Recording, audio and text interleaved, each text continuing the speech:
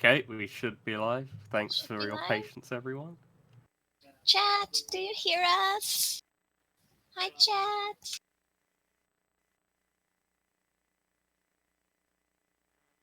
Chat hears us. We cool. Very cool. All right. Well, thank you so much, everyone, for being so patient. As you know, with online marathons, sometimes there are just problems that we can't foresee. And thank you, everyone, for being so patient. And thank you, Eurasia, for being patient with figuring out your problems. So, welcome back, everyone. We are the RPG Valkyries, and you're watching Speedrun Ragnarok. Up next, we have Mega Man Star Force 1, Leo. Any percent wave scanner and three brothers on air. I'm not entirely sure what that whole category means, but I'm sure that's going to be explained by our wonderful runner Eurasia M and their commentator Fat Kid. Hi. Whenever you're ready, Eurasia, go ahead and switch on to your game feed and let's get started.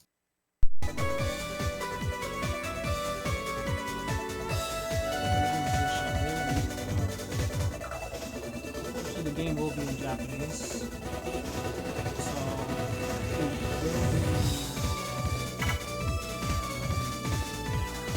So it will not be in English because a lot of this stuff was not released in Japan. I mean, it wasn't released in America. This is a Japanese exclusive. Yeah, the game was released in Japan, America, and the UK, but the particular thing that was taking advantage of this category So we're hearing that the game is really loud. I like it.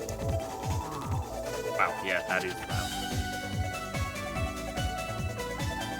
Coincidentally, I can hear myself just fine over the game, and rather than I can Eurasia and Fat Kid. Okay, I lowered it a bit.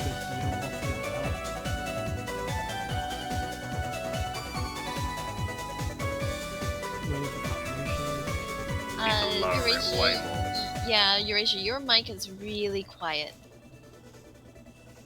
Okay, hopefully that's a little better. Get this a little closer to me.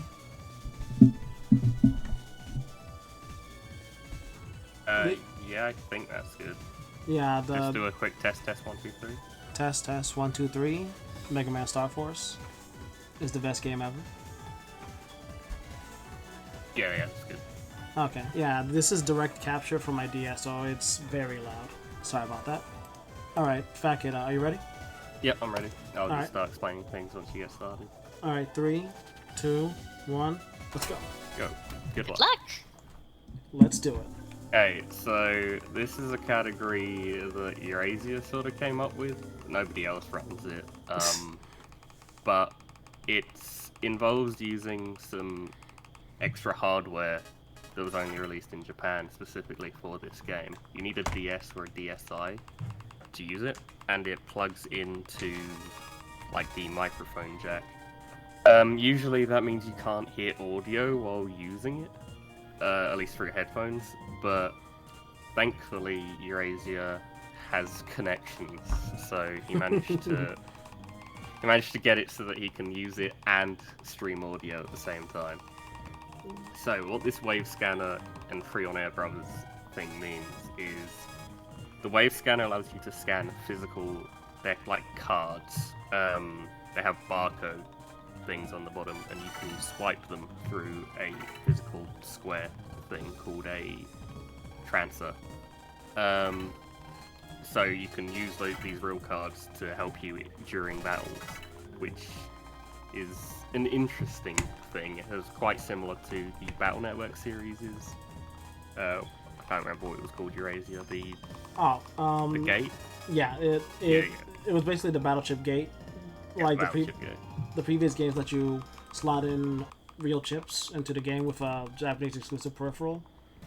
Yeah. So it's a similar concept, works a bit differently in Star Force. The Free On Air Brothers thing is taking advantage of a game mechanic in Star Force 1 called On Air, obviously. And the more brothers you have, the more stars you get for shared cards between your brothers. And that powers up attacking cards by, I think, 10 power, right? It varies per card. I thought.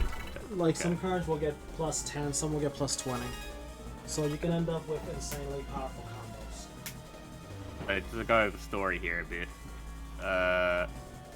So Gio's just this depressed kid. He went to look at the stars after having one of his father's items handed to him, called the what is his glasses called? What? His father? His visualizer. That's it. Oh yeah, visualizer.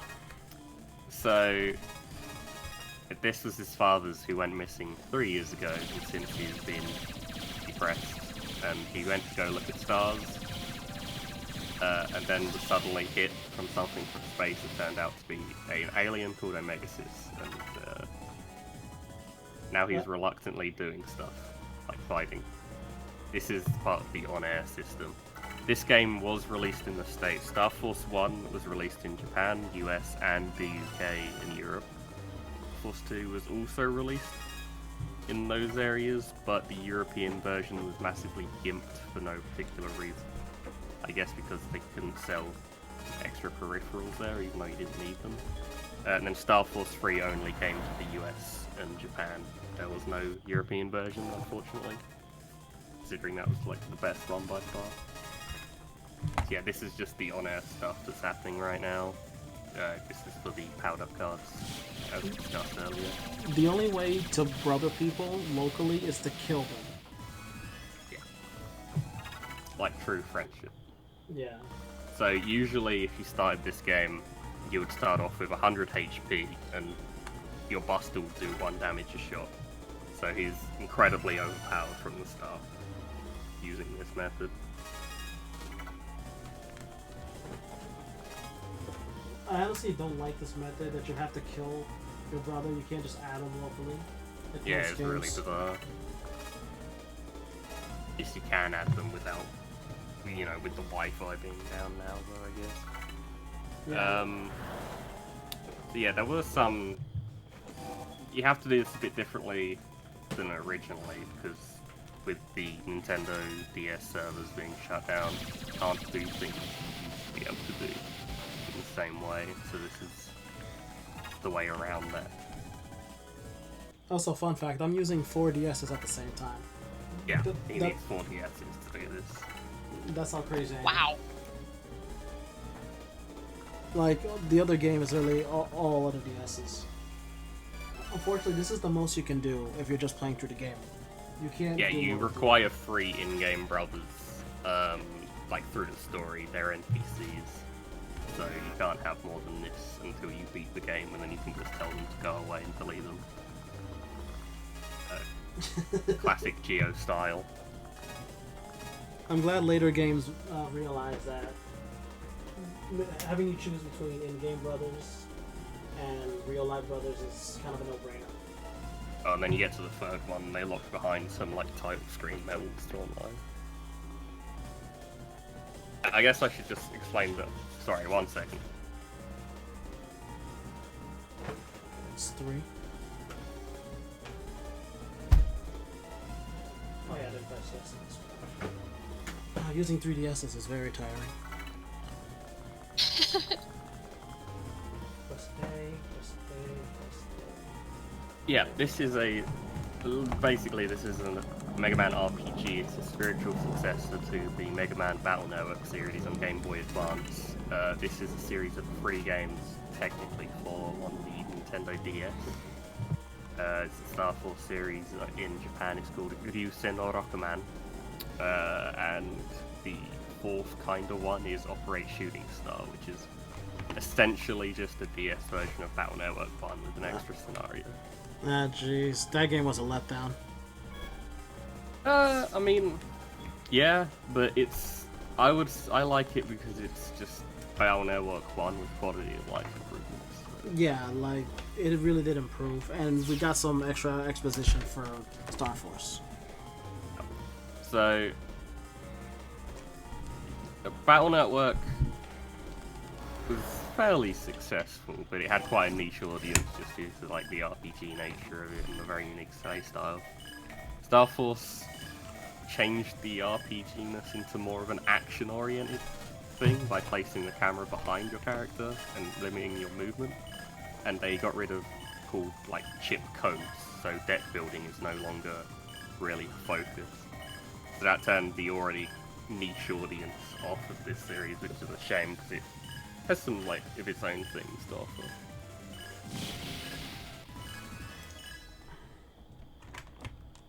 That was easy. Like, for example, because I have 3 brothers on air, all of my chips are powered up. Like, Yeah. that fire one normally does, I think, 80. Now it's doing Like, 110. usually these fights would be usually 2 turns, or quite long in comparison. So, how the gameplay works is on the bottom screen, you're given 6 cards. How it decided in the Ragnarok series which cards you're allowed to take was based on the type of chip it was and the code. So, for example, you could take A codes, but you couldn't take an A and a B code. Yeah, the way this game differentiates it is with rows and columns. So, you can take 2 cards in one column. Or you can take more than that from anywhere if they're all the same card. So you can take, say, 3 cannons, but you can only take 2 cards from the top and the bottom. Or 1 card from the top and 1 card from the bottom. This is the overworld movement. This is just where Gio runs around and talks to NPCs. And you get stuck on everything. This old guy, he likes coffee or something. I remember. I know this guy. He likes helicopters. He loves RC helicopters. It's very important to the plot, and by that I mean his RC helicopter helps us in space. Don't worry about it. I'm holding B to run out of habit. He auto runs, which is nice. Oh yeah, what I'm doing right now, I'm checking everyone's most precious secrets. Yeah, he's checking everyone's personal details reluctantly because the weird alien that's hiding in his transfer is annoying him too. Dang it. Gio feels bad about it, but he also doesn't have the strongest of morals.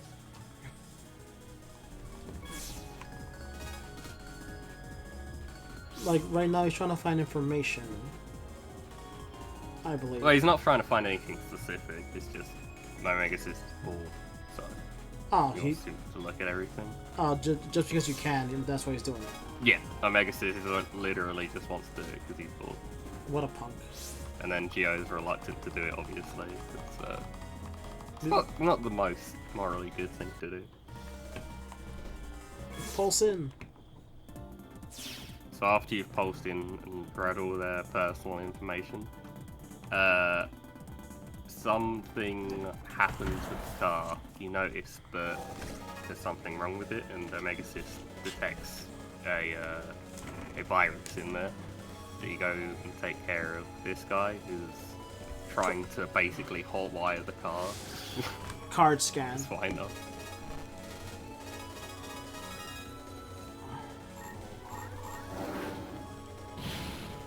That seemed pretty unnecessary.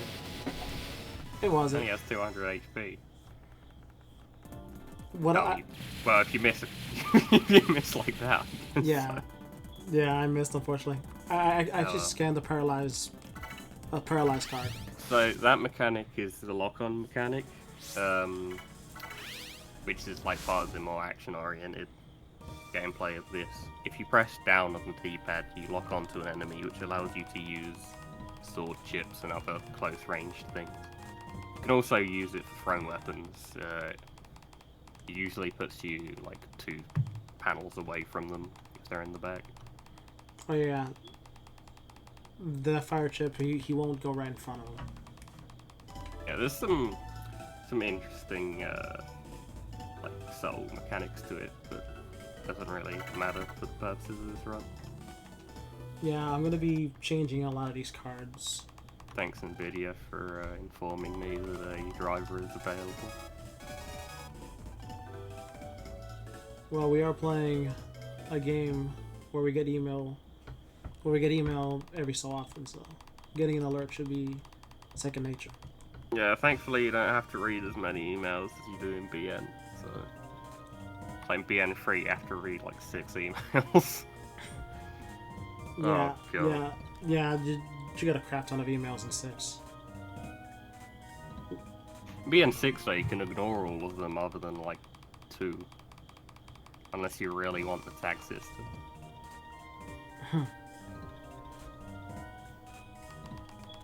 So, right now nothing interesting is really happening other than Gio wants to go look at the stars because he reminds him of his father who's missing in space.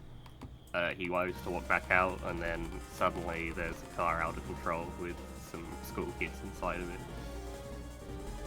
So he goes to try to stop that. And it's up to me to save the day. He didn't necessarily even want to stop it, but he was trying to run him over, to be honest.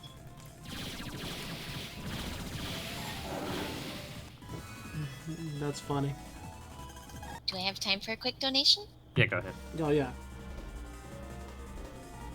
So we received $25 from Cloudy Stew. Oh, nice. Here is my planned donation, plus $5 for my solitary set. $5 goes to naming the avatar in Ultima 7, Awatar. In Ultima 8, $15 goes to naming the avatar Awatar. And $5 each. And then $15 goes to doing something horrible to Lord British. Ooh, something horrible. Sweet. So, that brings the names for Ultima 7 and Ultima 5 to Awatar with $5 and $15 to kill Lord British in Ultima 7. I also saw a comment earlier about who is Lord British and why do we want to beat him up? As I understand it, and this is just from RPGs We Love lore that I listened to way back when Squibbins ran their runs for that. Lord British is the self-inserted character of the creator of the Ultima series, I think. Oh, yeah. I have not played Ultima series. I've played them too vaguely to know sign because, I guess niche is that. So yeah, Gio's plan here to stop the out-of-control car is to shove another car in front of it and block it off. Thankfully, no one inside is seriously injured, just the kind of unconscious.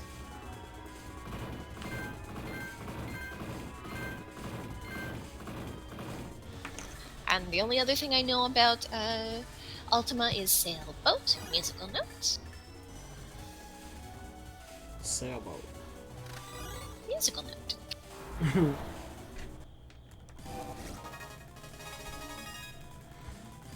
Things are gonna get hot in here now. That's a great little fact about Ultima Online. It's the one I'm most familiar with Ultima 1. Fun fact though, the puzzle of this dungeon is very difficult to do on emulator. Well, a lot of the touchscreen gimmicks are. None of the minigames in this game are particularly fun, unfortunately. But yeah, there's an easy way to kind of cheat it. It wants you to tap the icons on screen to stay on the ball.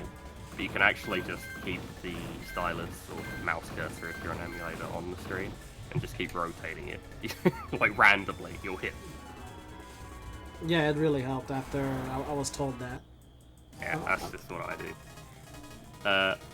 It's pretty funny, when I play these games on DS, I bought like a used DS so that I could put a capture card in it. What they didn't tell me at the time was the screen, the bottom screen, was horribly scratched. So anytime I play this game, I play even worse than on emulator. Oh, Just because the jeez. scratch screen like moves my stylus all around. It's great.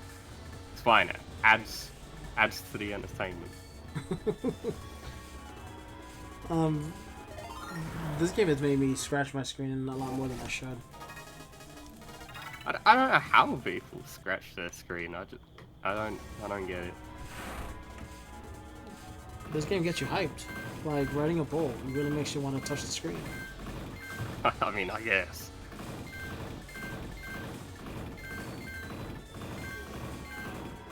So like, So, yeah. now that we've stopped the car by crashing another car into it, don't worry about it. The goal right now is to get to the end where there is. You want to stop what caused the car to go out of control, which is, I believe, it's an FMian that made one of the school kids into like a ball thing, Taurus style. Yeah, Taurus, based on the constellation. Yeah, although this is the Japanese version, so it's called Oh, that's right. Ox. Oh yeah, he's called Something. Oxfire. Oxfire. Right. In English, he's called Taurus, though, right? Pretty sure in English he's called Taurus. And I guess random facts, since we got a lot of time to talk about things. Gio's Japanese name is Hoshikawa Subaru. Subaru. Yeah, Hoshikawa Subaru. Though they changed it to Geo Stellar, I'm guessing his name sounded too Japanese. I mean, they changed Land's name as well, so it doesn't surprise me, from Neto, which doesn't even sound that Japanese. They kept his last name Akari at least, though. They did, yeah, that's true. Like he could have been Geo Hoshikawa. I guess not. Well, Hikari is, you know, a Japanese sounding name. Hoshikawa sounds. I mean, I'll be fine with it, but I can see why that would be a lot more difficult to pronounce. I'm just putting some fire chips. Yeah, Silverman mentioned it. The Star Fox series, like the BN series, did have an anime which was Okay. loosely based on the games. The story was completely different.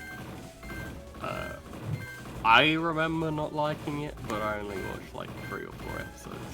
It I don't was like okay. anything.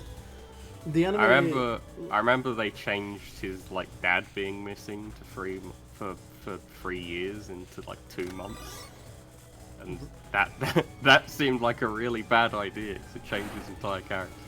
Really? Only 2 months? Yeah. Jeez, man. So he doesn't really have them. Like he hasn't been gone long enough to make Geo into a shut-in. Oh no, he was like just starting to be a shut-in, Oh and no! then. Oh, did you miss one? I missed 2. I dropped my stylus. Ah, sorry, you kept it. If you fail 3 times in a row, you just get booted back and then do it again. But I don't want people to laugh. We already are. Ah, But- thanks. I mean, I'm not laughing. Thanks, guys. No problem. Okay. We had to get 4 keys for that for the gate. So typical sort of structure to BN and Star Force is go around doing open world stuff, open world, so you can go around and you can pulse into random items and things that are connected to the internet. Along the main plot, you do like a lot of talking to NPCs, and then something bad happens, and you have to pulse into a dungeon. Do the dungeon, which usually has very terrible touchscreen mechanics, and so on until the game's over. Surprise! This is Here's what you get for Taurus scanning. Fire. Unfortunately for him, Eurasia has a wave scanner and brothers, so he's gonna have 1 shot. Yep. Oh my god. I should have left that time. If only you had sticky, right? No, like, that time was 0-0. Yeah. That's the power of the wave scanner, one-shotting everything. I mean, in fairness, even in the 80% run, you can one-shot him if you have a sticky rain.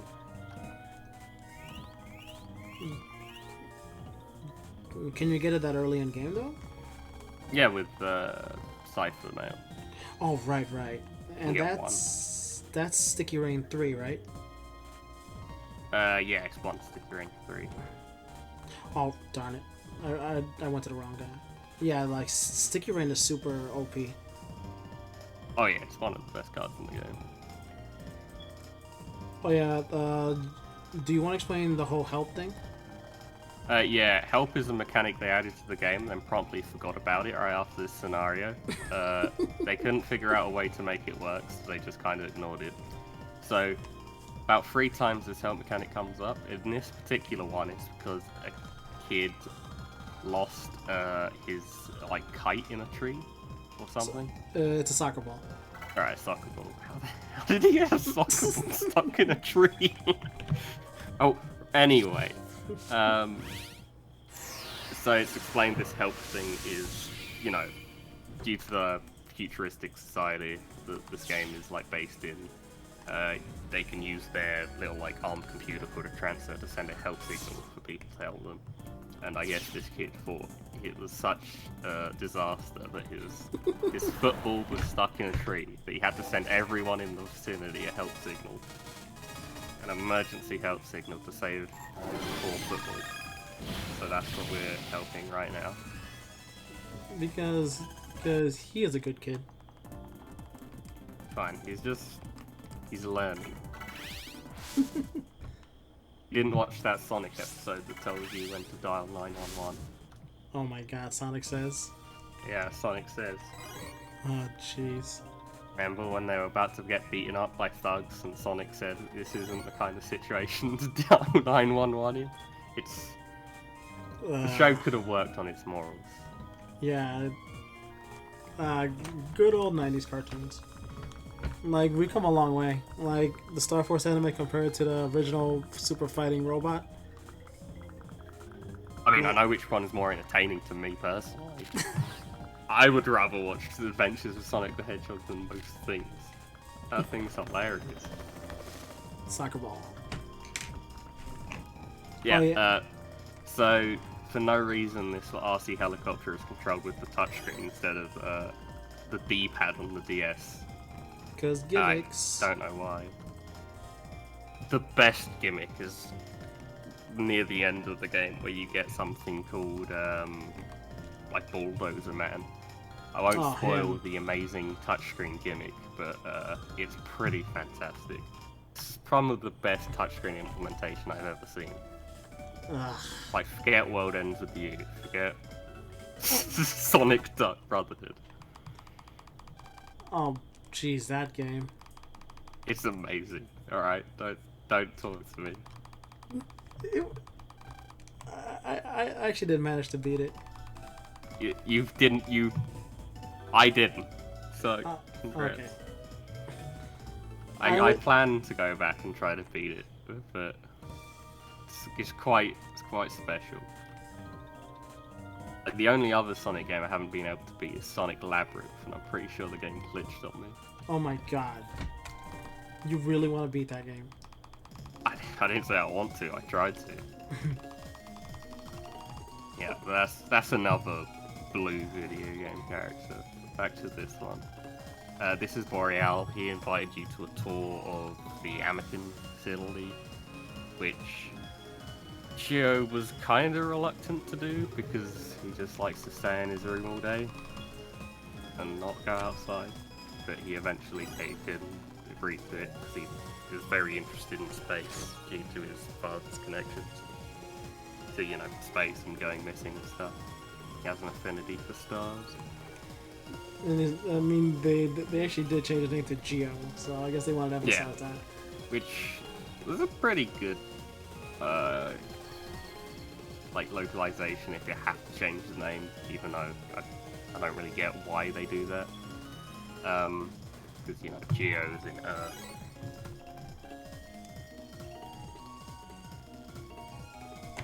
Oh yeah, Boreella was a friend of our dad's, if I remember.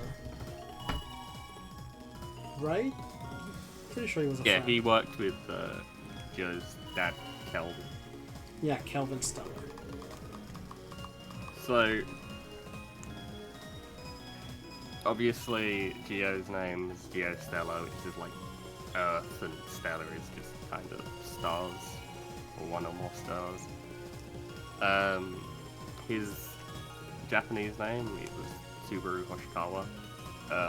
That is, I think, basically translates to United Star River. Really? Yeah, I think so. I had very basic Japanese knowledge though. I assume Star River is the Milky Way thing. United, who knows? I don't know. Interesting. Like, I actually never learned what his name means. Oh, yeah. So I guess they tried to make a new name with, spacey meaning. Yeah, I guess the kanji they use for kawa is actually the same one that they use in the kanji for the mystical creature kappa, which is a weird mythical like A little creature. like thing. yeah, with like the water bowl on his head. Yeah. That darn cat. I didn't know that. Thank you. So much learning. Also, we're in simulated space right now. Yeah. During this tour, Geo goes into space, but they have like simulated gravity. And Geo was impressed. Well, Megasys is like, I'm from space. Come on. Yeah. Geo's just unimpressed with pretty much everything. Oh, here it asks how many planets there are. Oh, gee, what a tough question. I mean, it could be. You don't know if it's including Pluto or not. Poor Pluto. I think Pluto was already gone when this game came out. It was. Poor Pluto. So I got that question wrong, because I thought this game was too old. It included Pluto. Pluto had better days.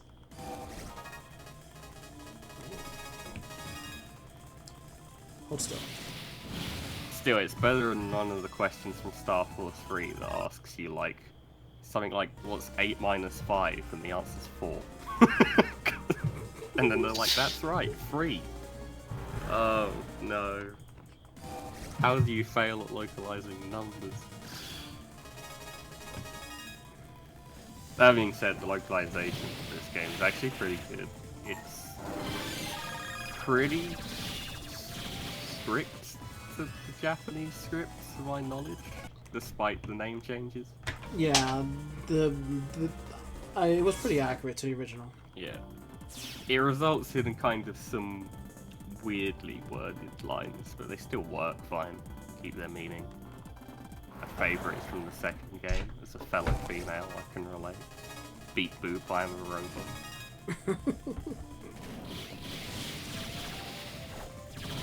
Damn it, I knew it. I missed. You're a robot. Of course. I'm awake at a godly hour. I don't know what you're talking about. It is currently 6:30 in the evening.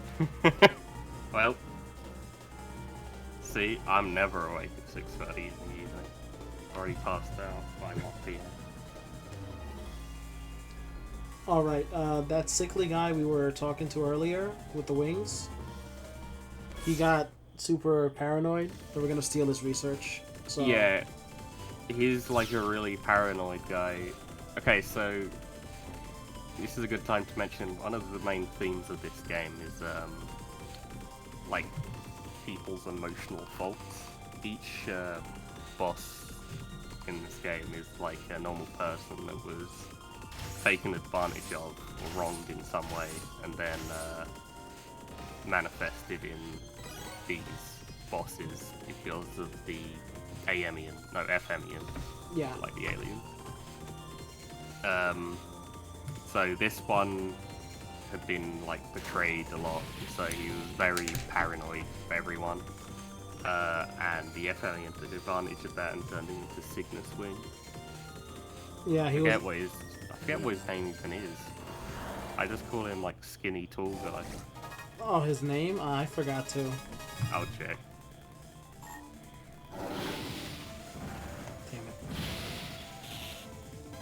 No, it's like Tom something. Oh yeah, it is Tom. Tom Dubious. Sorry, I forgot Wait, about this. wait, name. darn it. Wasn't paying attention. I am It's so Tom bad at this Dubious. part. Don't worry. The stars I'm fine with. I just hate hitting the ducks. The ducks are impossible to hit. I have the opposite problem. The stars Oh. always hit me. Fine with the stars. Once you have like a route in your head, it's not too hard. But yeah, the ducks, there's like a weird delay to the rocket, which is fine by itself, but the touchscreen detection for the rocket is also garbage. So Yeah, you can't it do it is. fast, you have to slowly drag it up instead of swipe, which is really counterintuitive. Yeah, I don't understand. Like, half the time I do it, like, it doesn't work. So, Yeah, you I have have to to do slow it down. just very slow, it's really weird. it sucks. Alright, first area done. Like, those shooting stars are actually coming from those ducks. So after I Yeah. kill them, they actually stop. Oh.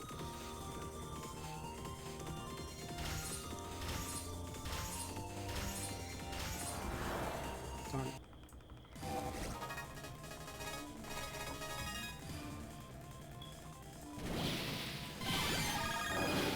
It's been a real slice. In a normal, like casual playthrough, and especially in a speedrun, this is a big difficulty spike of an area because the birds here do like insane damage considering you're only gonna have like 120 HP under normal circumstances. Oh yeah, I have like 800, so I could just eat Yeah. everything. Yeah, he's gonna be fine, but I'll be noting like difficulty spikes in a normal playthrough. I really like this area though. I like the star gimmick. I don't like the rocket gimmick, but could be worse. I love the theme of this area, like honestly. It's a really good theme. Yeah, Star Force, the Star Force series has my favourite music, pretty much, in games. Maybe second favourite, but as far as DS goes, it's like almost unmatched. The music is very, very good, and only gets better as the series goes on. Capcom really is great with the sprites and music. Yeah, definitely. Like Star Force has really detailed sprites if you actually look at it. Yeah, they're very, very fluidly animated for DS as well. This is Leo version, but I guess I haven't mentioned the version differences, so I'll quickly go into that. There's 3 versions, which I don't know why they made 3. There's Leo, Dragon, and Pegasus. Yep. Each one being a different element. Yeah, they change your star. Star break. Star break. Yeah. Yeah. I'll explain that when you would usually get it in the normal run, but due to Eurasia's category, he has access to Dragon's version of the Star Break Oh yeah, because from the start. the version of Transfer you have is the Star break you get. Yeah, so, like this green thing that's like Aubergeo, that's the dragon form. Usually you don't get that until later and you have to draw it in your deck, but Capcom is fine with cheaters if you buy their hardware, so... Hey, the pay to win is allowed. I mean, in this category it is, yeah. Darn, it got caught. This is probably the fastest way to beat the game. Oh yeah, like honestly, the ghost chip is a really good chip. Oh, Ghost Pulse? Yeah, it's one of my favorites. Even better. It's even better in 2. Oh really? Yeah, because I think it does like 10 more damage. But regardless of that, it's just because 2 is much more, you know, combo based in my experience. It's a lot easier to keep combos going without having to make a best combo. The cool thing though, because I'm on air, it's doing 150 damage, so it's pretty powerful right now. It's insanely powerful because it does 4 panels of damage. in a like tiny T shape. Yeah. And it pierces and biz. Yeah, which is one of the best parts about it. How many were there? How many cards? There's 150 standard, 30 mega cards, and 5 giga cards. The giga cards are different in each version. In Star Force 3, they're based on battle chips from... Some of them are based on original battle chips from... How many Star Force games were there? There were 3 Star Force games, like numbered 1, 2, 3. 3 wasn't released in Europe, but the rest were. Yeah, if you're in Europe, you only got 2. Yeah, and even then, Star Force 2 was Damn it. gimped for no reason. Darn it. But okay, it's a pretty unique way to play the game. But there was also Operate Shooting Star, I mentioned earlier, which was basically a DS version of Battle Network 1, but with an extra scenario with Geo. Oops. I will admit, it's really weird how they chose to not release this game in Europe. Yeah, I guess it was just sales were bad, except I think more Europeans have heard of this series than I did. Gotcha. 3, if you didn't play 3 and you played the first 2, 3 will really blow your mind. Like 3, Yeah, 3 was a is- massive improvement. 3 is like the giant improvement as far as polish goes. Although, as usual, Japan got more stuff than we did. Yeah, but the extra stuff they got doesn't necessarily make the game better. I think it just makes it broken and easier. Unless you're doing PvP, in which case it's necessary. I cannot believe that hit me. I can. Oh, that. I can't believe that. Yeah, that was pretty fun. That's why I hate these stars. Like, just call me Nemesis. I hate stars. You do this area quite differently to how I do it. I've got to be honest. Yeah, Star Force 2 is... generally among people that play Star Force is considered the worst. I really like it, but I think the post-game is one of the best. Oh yeah, Star Force 2 had a great post-game. Yeah. It's easily the hardest post-game if you don't use like, Oh, that game's version of cheating, basically, which is Wave Command. Oh, yeah. It's very clear that in the post-game you're intended to use Wave Commands, but if you don't, it makes the game still fair, but really challenging. That's what I like. Stars. Like, yeah, like, though they were called IF, I think. Like, the freaking Oh. IF mod. Yeah, IFL, the IF enemies. I really don't understand what this IF mean. I always thought it meant like infrared waves. But I know IF means something. Oh, I've forgotten. I'll probably remember it. But, yeah, Apollo Flame especially was... He was tough. And then there was Rogue SX, which is just the hardest Mega Man boss as far as the RPG goes. Oh my god. Rogue SX. Good. Yeah. Special X. So, small diversion, but Rogue SX was the ultimate boss of Star Force 2. You could only get a chance in after beating a powered-up version of the final boss. You had to sit through the entirety of the 5-minute credits to get one chance and couldn't save. If you died to him, you then had to beat the boss and sit through the credits again. So I have seen those credits about 40 times.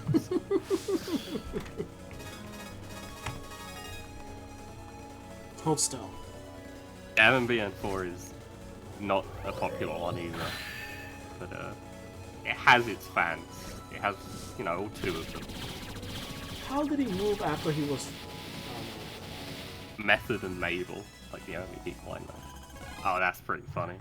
You hit him just as he was moving. Yeah, that... I have bad luck with that. Like, I actually do love Battle Network 4. I beat the game 9 times on my original cart. I like it, but it's very rough. Even as far as Battle Network games go. It feels very unpolished. with a lot of its mechanics and decisions. Yeah, I don't understand why they didn't think to give souls extra power by attack. I thought that would have been a given. Like Ragnarok 5 fixed everything. Well, not everything. Well, they fixed a good portion of the problems I One, had with one of the biggest complaints about Battle Network 4 is reviewers called it too short. So, Capcom's way of fixing that for Battle Network 5 was make everything backtracking. Oh yeah. The game is backtracking. As I speedrun Battle Network 5DS as well, yeah, there's a lot of backtracking. Yeah, that was one of my first Battle Network speedruns. A small plug, if you like, you know, since these games aren't, you know, that mainstream, if you like seeing speedruns of Star Force and Battle Network, you can follow the Twitch Team BN, which I'm in with a lot of other people. Marco, Kyrie, Helios, these are on. I'm a recent sign-on to Team BN. Yeah, you can like join the server and thing. You play and race the games. Rarely right now, but randomly we'll just have like loads of races in a month or two. The DS Navis? Yeah, the DS Navis were pretty brutal. Especially Shade Man, that was a pretty unique fight. Completely like annoying and unfair, but a unique fight. So what's happening right now is this Bob Copper guy. Well, you're worried that he suspects you, and Omega Sis wants you to delete all of the data he's collected on this like alien interference, and to do that you need to knock him out and go into his transfer because he has a EM wave shield. Yeah, Blocks electromagnetic waves. because of that I cannot enter his brains. Yeah, it's actually a pretty funny scene because Joe's like trying to be socially awkward, staying in his house all the time. He answers the door for Bob Cupper and just like freaks out.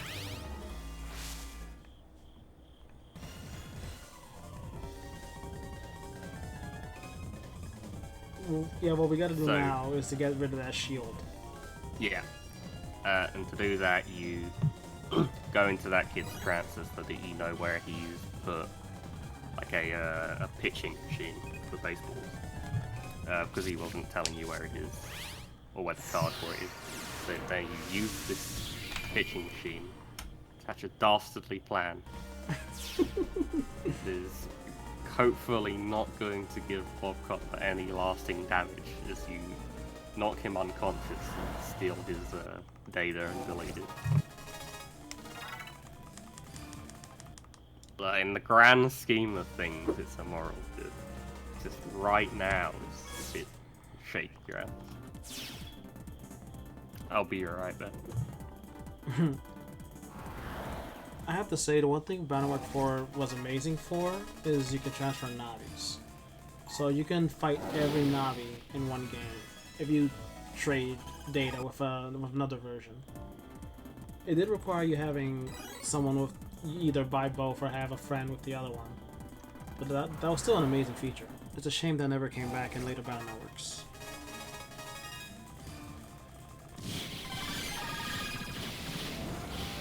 Like right now the pitching machine isn't working, so I gotta de-virus it.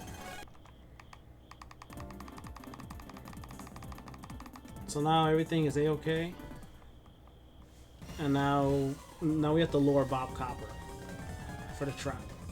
To remind you, people can't see EM beings like Omegasis because you know he's made of radio waves.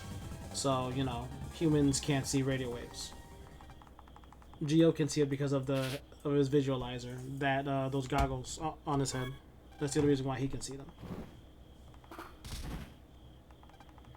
And strike.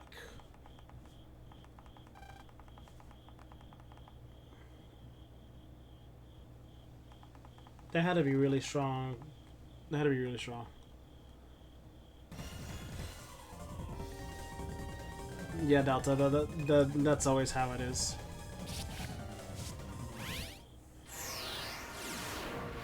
Also, if I have time, which I don't think I will, but if I finish fast enough, I want to see if I can show off the exclusive.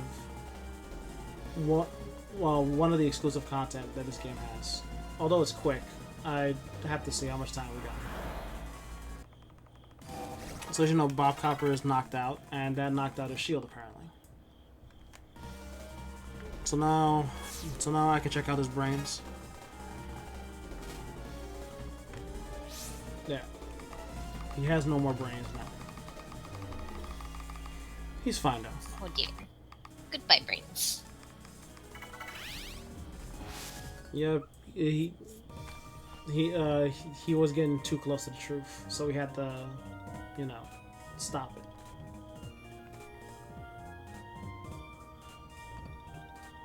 And that's enough for my day. Invaded people's privacy, and I knocked out a cop, which I'm pretty sure is a felony. Okay, sorry about that. I'm back. Welcome back. It's Thank cool. you. Copper has a concussion, I think. Copper has a confession. How can he confess? He's like lying on the ground.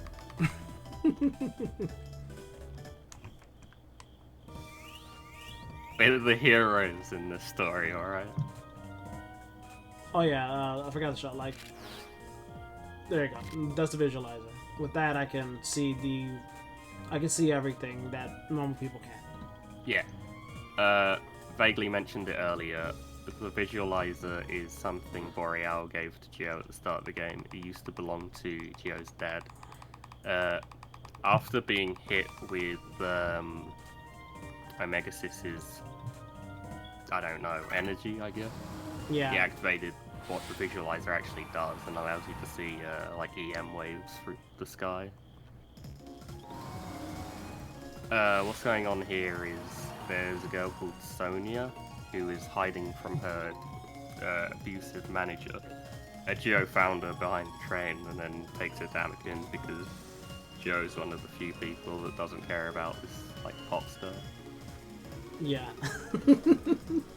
He's the only one who doesn't go gaga over her. Yeah, everyone else was too like fan-struck. And yeah, it's just like, I don't care. So Joe does the right thing to kidnap her. Okay, they both get on a bus together willingly and takes her to Boreal to hide. And then Boreal says she can stay, but she has to go back to her parents tomorrow because they'll be worried. But unfortunately, both her parents are not around. Yeah, this game is very sad when you really look at it. Oh yeah, this is a pretty depressing story for all the goofy parts. I mean, the game is literally about like a lonely, depressed kid, so... You put it like that. I mean, that's what it is, like the entire theme of the game is about loss and people's emotions going out of control. That's why I like the story of this game a lot more than any of the other Battle Network or Star Wars games. Even though it's not perfect at all, it's just I liked what it was going for. Battle Network started out okay, then it went to crazy with Battle Network 2, then it got serious with 3. Then it went back Oh yeah, to but silly. even then it was I mean, as much as I loved rapping with a guy on a plane with whiskey in Battle Network 2, the stories were never I wouldn't call them masterful. I did like BN3's story, and BN2's was so insane that it was entertaining. BN1's was pretty grounded. Any game that involves like fighting in the middle of a nuclear reactor is high up on my list. I don't know, rapping on a plane with whiskey. No, that was the infinitely more entertaining part of the game. Yeah. I actually remember seeing like a Mumsnet discussion or something of people telling like warning other parents not to buy the game because they knew about this particular scene with whiskey. Wait, Still in the game. didn't they also mention the whole fact that Yai was naked or something? Wasn't that also a controversy? I don't think so. You never see. I mean, anything oh, the whiskey is like whatever, right? Like you're rapping on a plane. That's the dangerous part. I mean, yeah. Don't rap on planes, kids.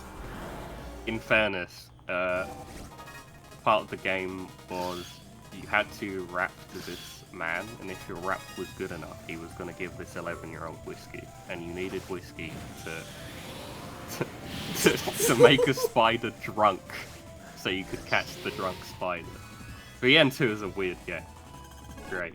Yeah, like at least Star Force is a little more grounded.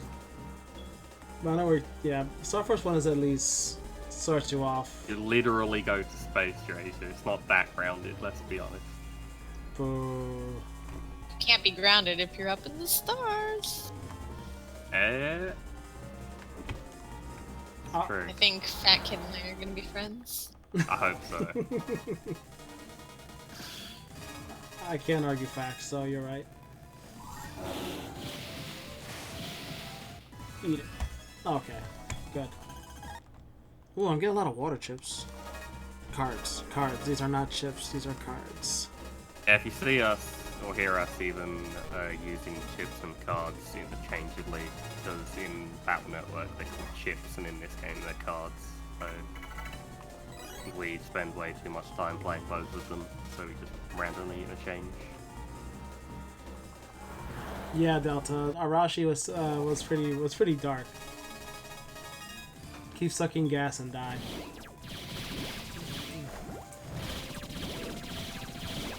Block. Oh yeah, in case people didn't notice, I actually have a built-in shield. I just don't use it as much as I should.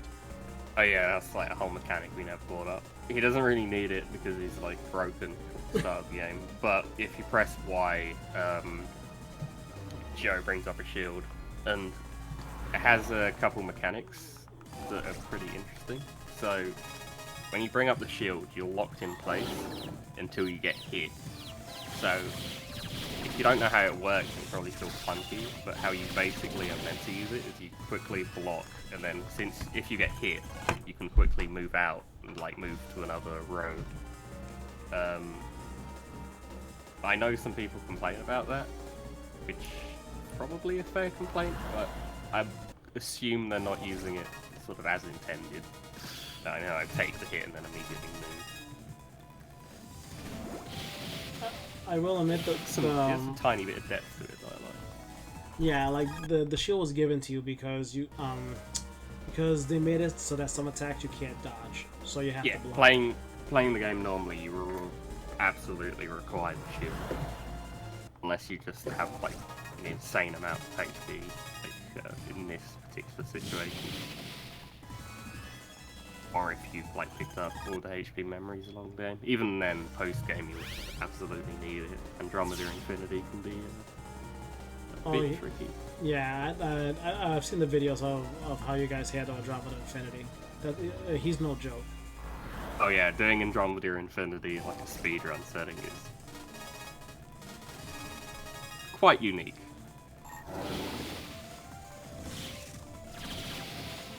I don't know if I'm gonna get yelled at for making a wave scanner category for Andromeda Infinity. I mean, you won't get yelled at. It's not going on the leaderboard, but Freaking Twilight hates me for doing that. Twilight hates everyone. Ask him. He doesn't like to sing the person. I gotta say, it was Fat Kid really helped me out in getting set up with Star Force and a few other games. Oh yeah, I've been doing Twitch with these games for like 5 years now. So if anyone ever has any questions about speedrunning, feel free to come to me or any of the other Team BN guys. Yep, like It's not Twilight. Twilight gives good advice, but he's not very approachable. that's hilarious. But yeah, like If you know any Star Wars game, it most likely has a speed run to it. Like we're talking any Mega Man game. Like Fat Kid here has run the Wonder Swan version. Yes, I do. I routed the current level, like the way you go through the levels, and have the any percent, 100%, and all stages like best time. That game can be beaten what, like 15 minutes? Wonder Swan any percent. The record is 1309. It took me 4 years to get sub 1310. Holy jeez, that's fast. Me and Terra were playing that game back and forth. He kept beating my time, and then I would go into a drunken stupor of depression, and eventually get it. The only reason is because I know I'd have to play the game again, and nobody wants to do that. I actually played that game in person. It's actually a really cool game.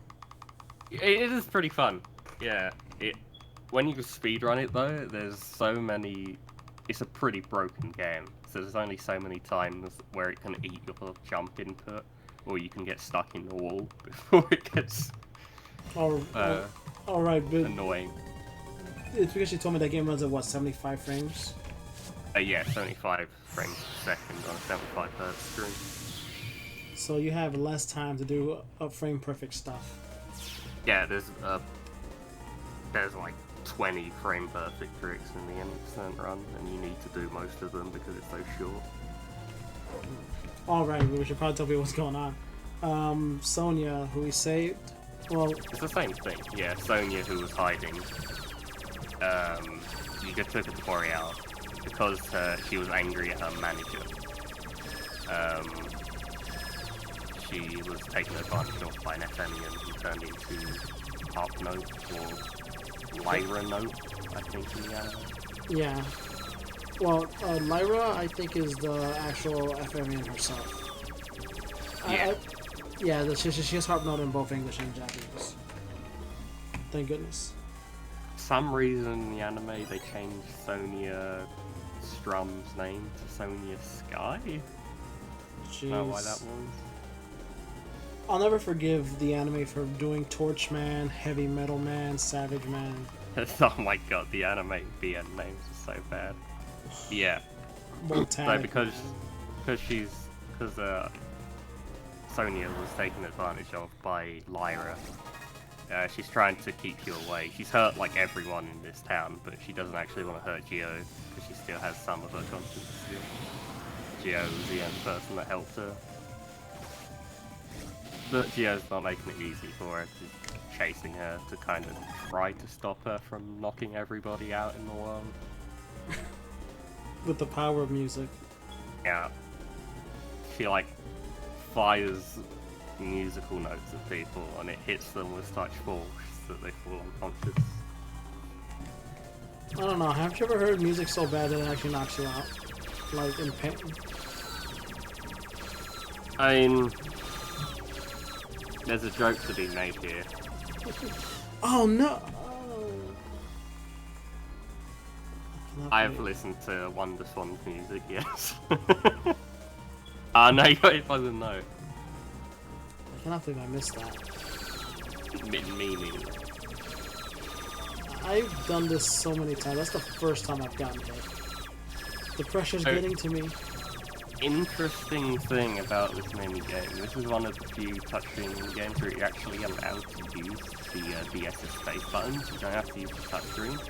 However, if you do that, for some reason you fire at half the speed, so Oh yeah. it's not worth doing. Why did they do that? They punish you for using the space button. Capcom.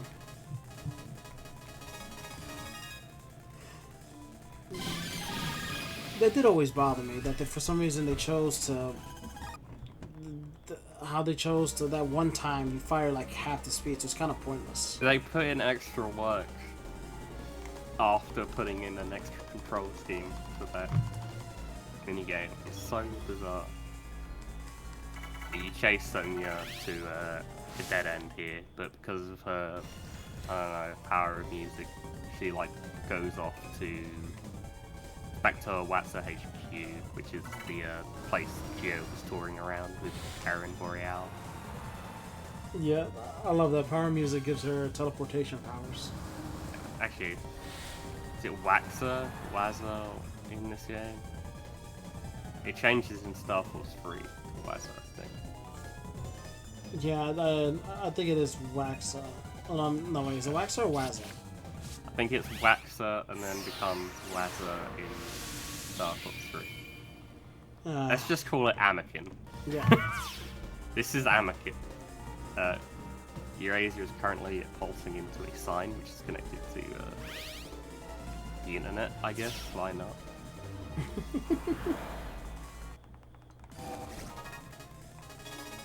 At least has that particular waveform you can get onto a EM wave road. Like in the overworld, there's actually very subtle signs of where you can warp in.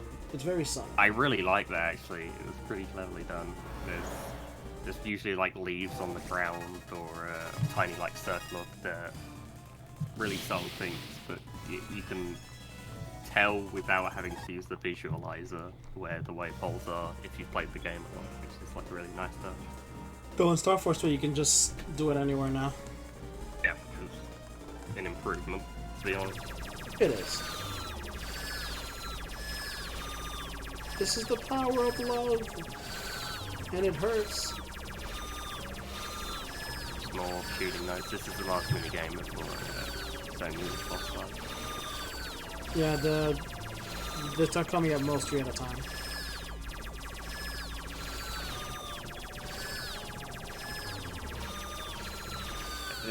I actually know people playing casually that's given up on the game at this part. I mean, it's not particularly. I guess it's kind of a fun mini game. It's one of the best. You get money for out it. of the very, very low standards of mini games this game has. Actually, people won't get this till later, but I think I'm one of the only people in the world that actually didn't dislike the junkyard. Computer core. Junkyard CC is good. Come on, scan. There you go. That's what I'm talking about. So just to refer back to what was said earlier, Crazy is using like a physical card to scan in the wave scanner to get Texas Magic GX, which is a Giga card.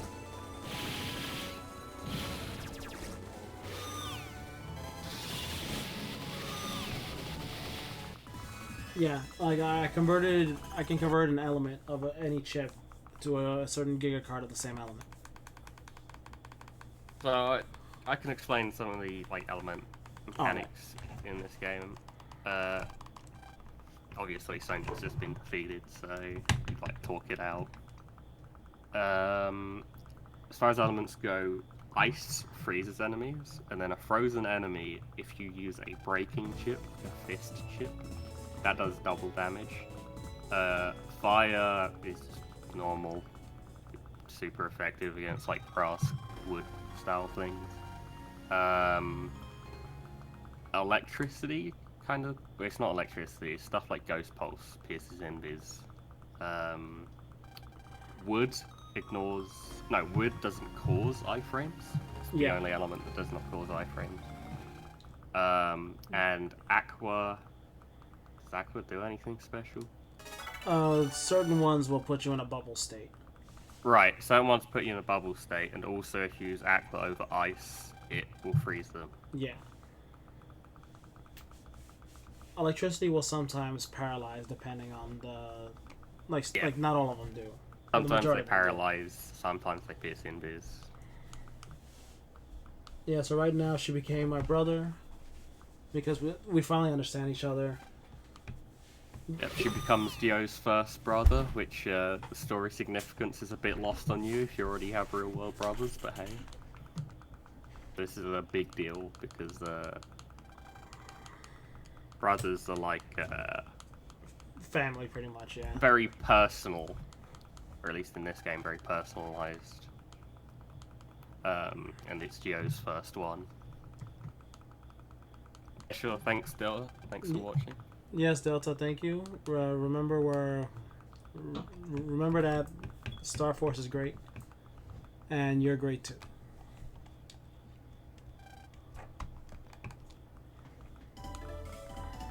Speaking of wonderful people going to sleep, unfortunately, it is time for me to go. But the next host, Yagamoth, is here. Awesome. Well, thanks for, sticking with us and helping. Yes. Come No through. problem. Thank you very much. Sorry Good for luck the with your- problems. Absolutely no problem. And good luck with your run, Eurasia, and good luck with the commentary. Thank Thanks. you. Later. Take care. Good morning, and good luck to you guys. I'm just going to be around. Yo. Sure.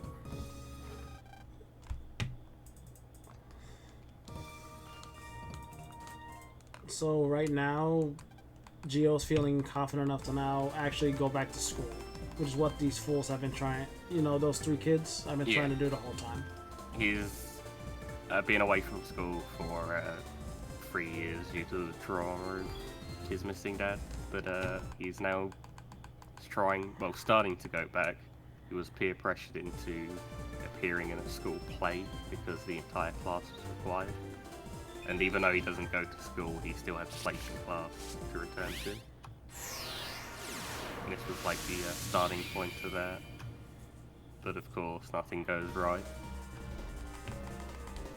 Yeah, there's a big problem here, a big problemo, and I gotta fix it.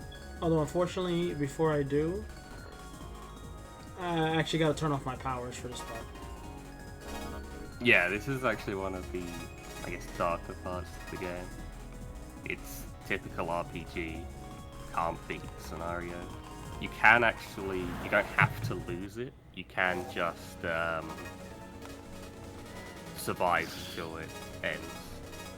Really? So How much you're not time? forced to lose. I would say it's faster than taking off all your upgrades. I think it might be damage based, I forget. But yeah, you can survive. I see. I honestly thought that dying is the only option here. Nope.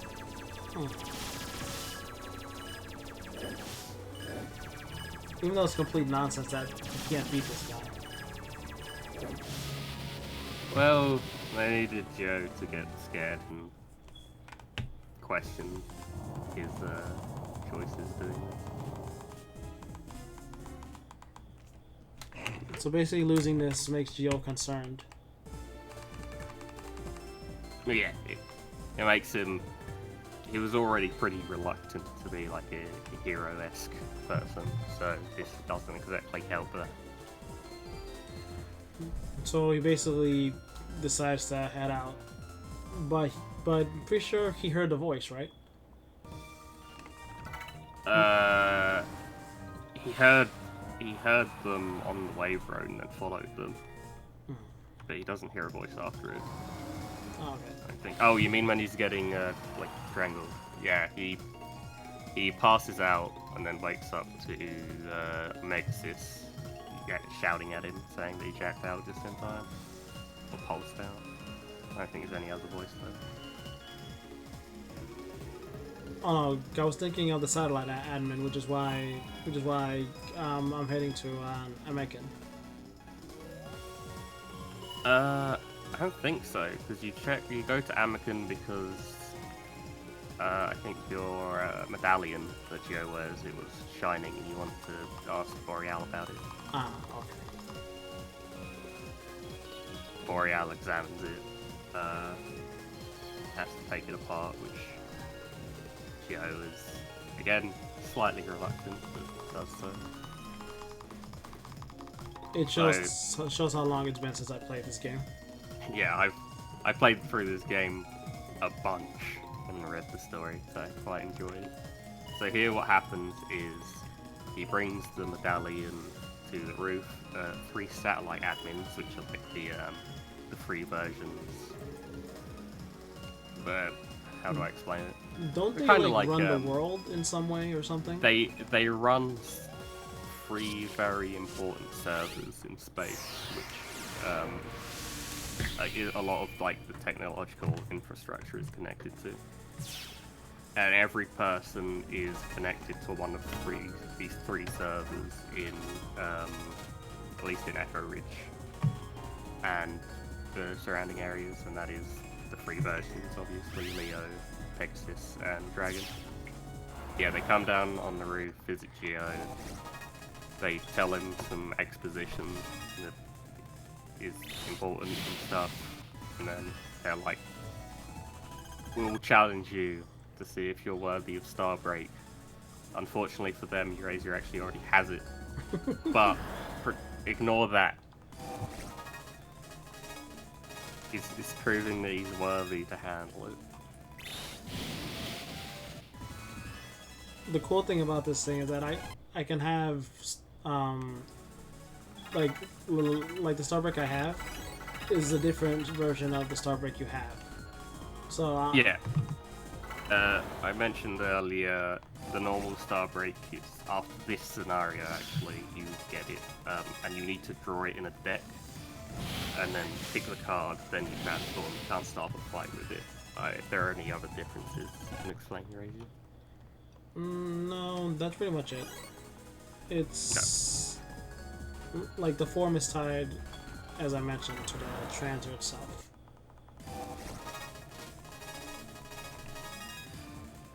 But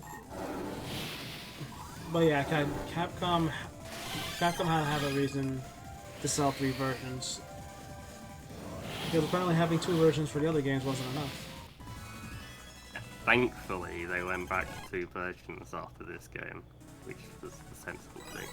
Well, technically they kept 3, but they kept 2 games, which was a in smart Star thing Wars to do. 2, they kept 3 versions, but split it up across 2 cartridges. So the Zerka was on both cartridges, each version. So it was Zerka Ninja and Zerka Sarian.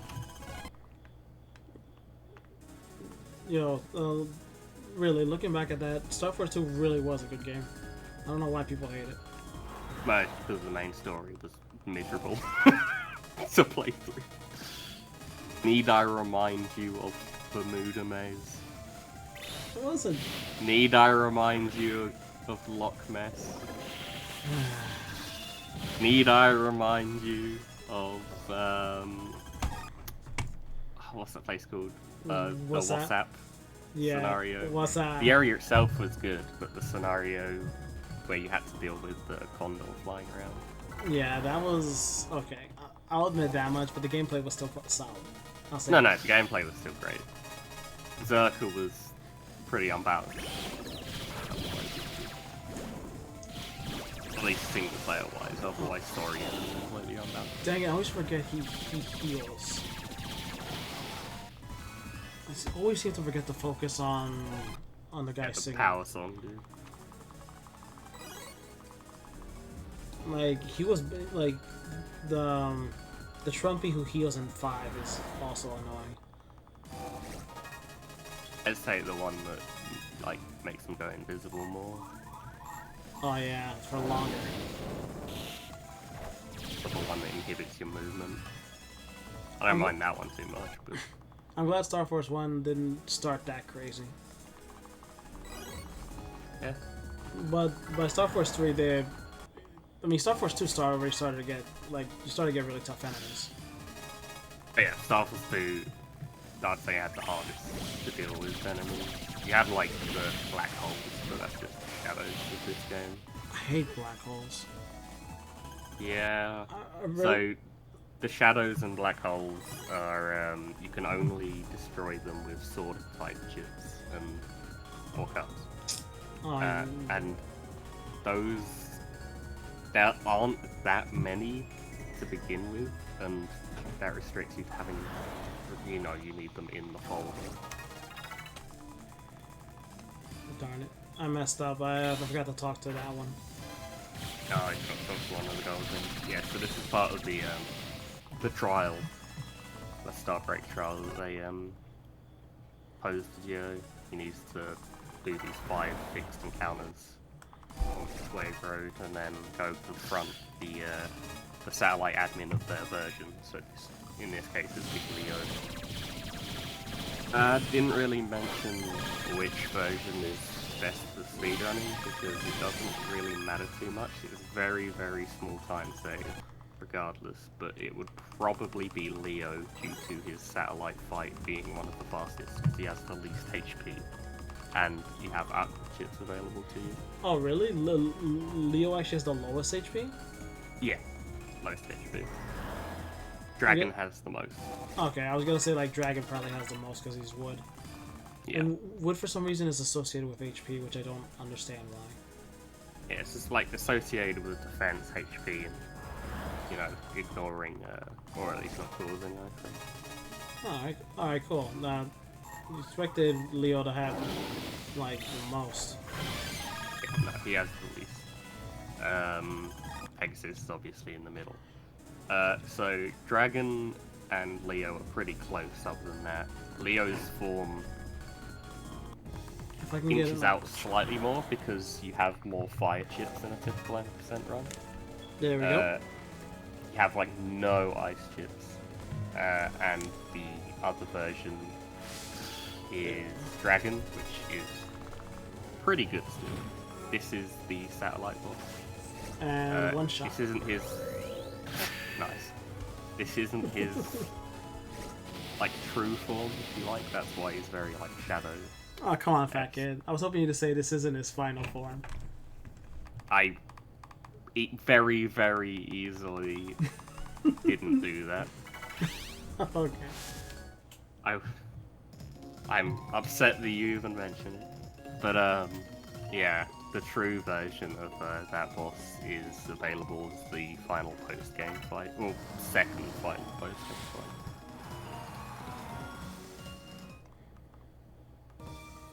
I will admit that's why I like fighting him too, because if I get that aqua chip, he gets one-shotted.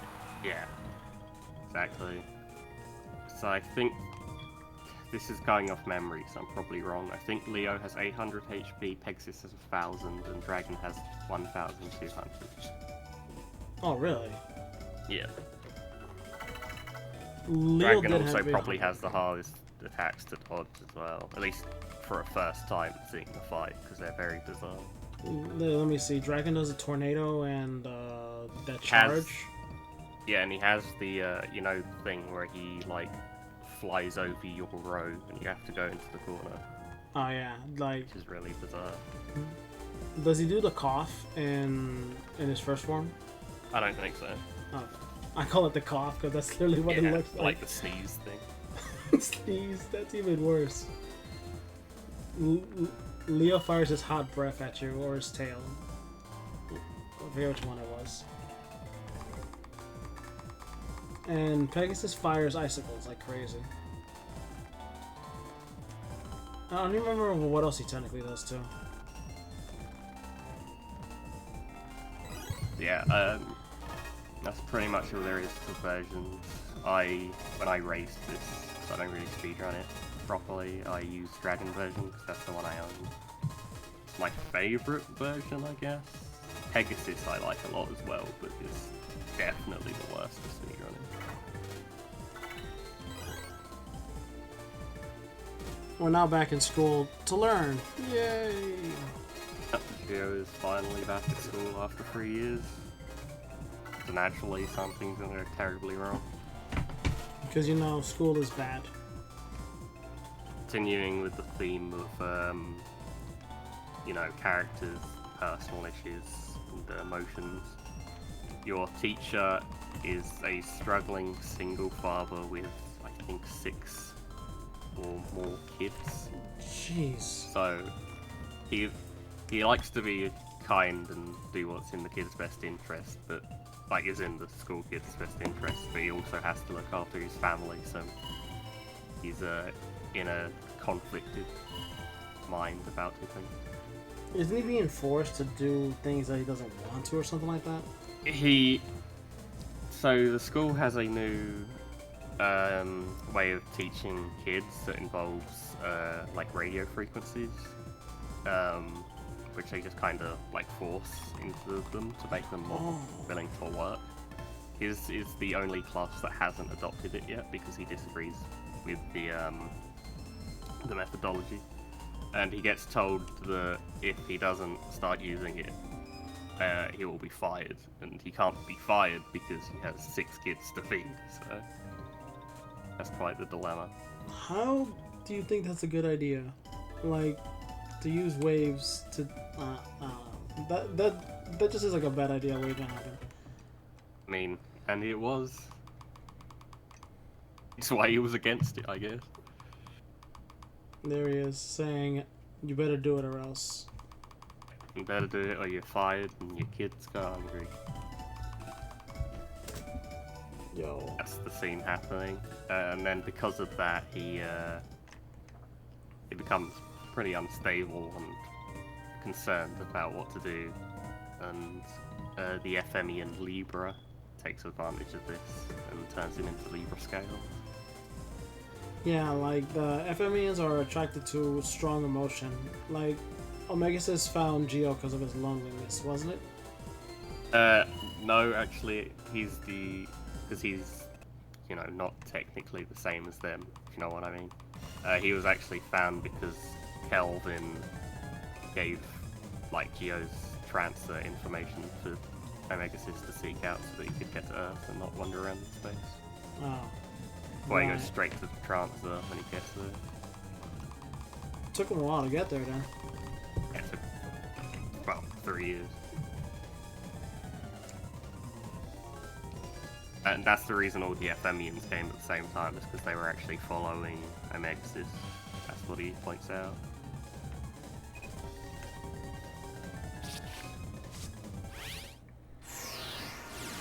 It's about that time. Like, we beat the satellite admin, but he didn't give us the power immediately. He gave us the power immediately, but he didn't explain how to use it, and rather, you know, he just said when the time comes, Oh, right. you'll figure it out. I hate that kind of explanation. I need to know now.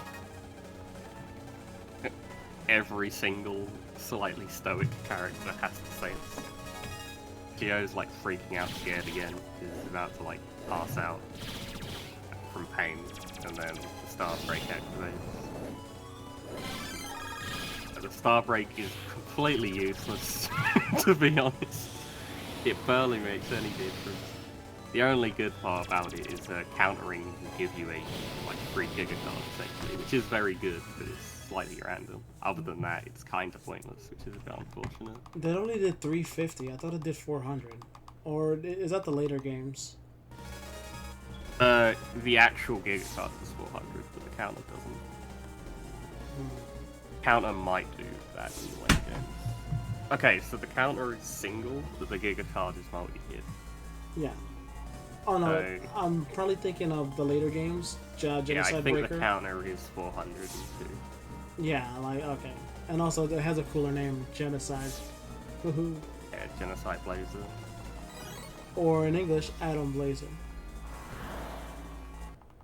Because you can't say genocide in a kid's game. Yeah. But you can say die. Is that Adam Blazer? I thought it was Vanishing. So it was Vanishing Blazer and Adam Blazer. It's just, Oh, I don't know. Star Force 2's names are weird. All I know is Black End Galaxy. and The only one that matters. so OP. Alright, fat kid, it's time to learn. Hey. Damn. Ouch. So, this is the teacher's cybercore. So, you know, you have to beat your homeroom teacher. Because he has been taken over by Libra scales. What these like professor things do is shoot paper at you with maths questions. But you have like 3 seconds to answer them, and there's like tens of them thrown at you. So no person in their right mind is actually gonna sit there and answer them for like 10 minutes. Instead, you just charge through all of them because they only do 10 HP damage. Ow. That does though mean that casually playing and in the speedrun definitely you go through this area with like 1 HP.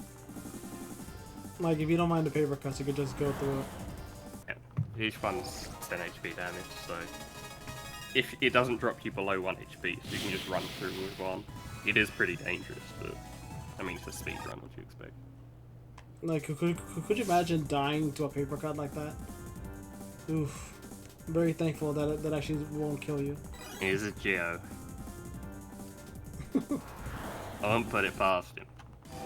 Especially this phase of his life.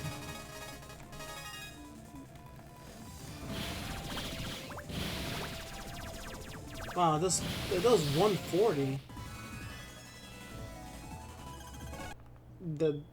That's a strong cannon. Yep, that's Cannon Plus powered up by the brothers. Ooh, nice. Ow. Dang it. More paper cuts incoming. Yes. You're very good at math. I don't have time for that. You will take these 5 minutes and answer these very simple questions. It takes so long if you actually answer the questions. I don't know what they were thinking. Oh wow. And I can't even hurt him if he that cloud virus. I can't even hurt him with a breaking chip. Yeah, no, he's completely like invincible, other Wow. than to like two things. I think there's something that works, but it's not breaking tubes. Wow, that sucks. Yeah, Ow. big jumbo hammer might work. Yes. Yes. Dang it. Ow. Okay, see, at first they only give you 2 choices. Now I'm getting 4. I have to pick Yeah. from 4. We'll just continue not caring because we don't have time for that. I'm pretty sure nobody playing casually had time for this either. I didn't I always charge make time. through them. It's so much more efficient. But the paper cuts, they burn. Yes, burning paper cuts. That's how bad they are.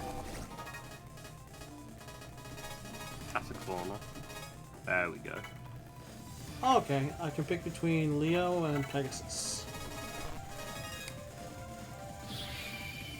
Oh, darn it. I picked the wrong one.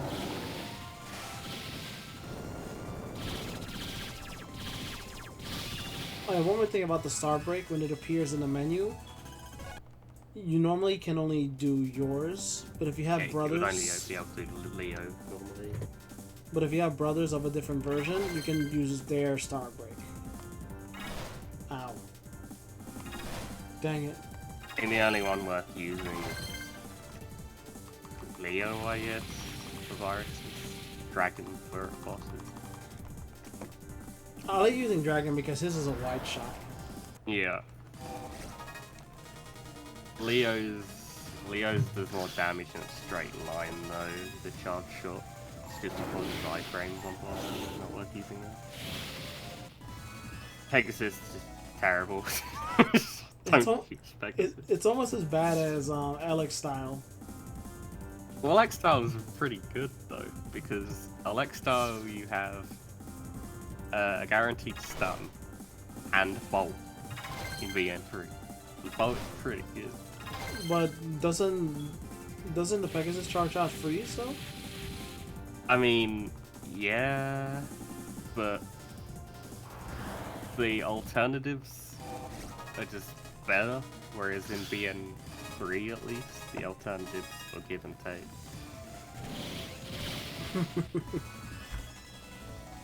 Well, you also couldn't control your element, so I think you're more fine with it. Here you actually have a choice. Depending on the version you buy anyway. Of course. It looks cool though, you get some wings. Ow. Come on.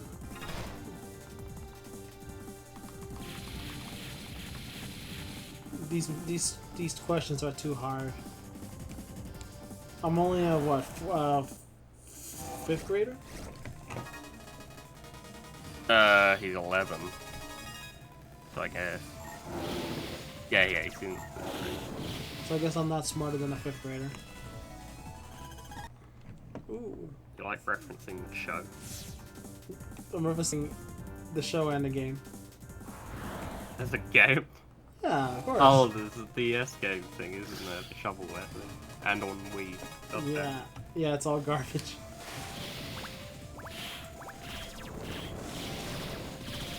Darn it! If you get hit with an opposing element while in your star break, you'll lose it. And so Which is pretty convenient because he lost his barrier by charging for a bubble. here they come. Dang. Ah. Yes. Ah. This day has been a lot of ups and downs. So coming up is the most embarrassing excuse for a boss sign in Mega Man. Yeah, I'm not gonna lie, he's awful. He's an awful fight, he's an awful design, and not only that, but his Mega Card is also the worst in the game. I don't understand how to use it. It always misses. Okay, so to explain how his Mega Card works, it hits in the back row of the enemy and your own row. Nothing is ever in your own row, so it just doesn't do anything. I was gonna say, like, it's very unlikely you'll get an enemy in your row. Yeah, no, even if you use the time stop with an enemy like moving through it, they usually disappear by the time you get to your row, so you literally just can't use it. It doesn't make any sense. That makes me very sad. Oh, come on. Wow, I got 0% on this test. Might as well drop out. It's alright, just beat up the feature until you win. That's how I passed. Alright, let me see if I can transform to Pegasus this time. Okay, there we go.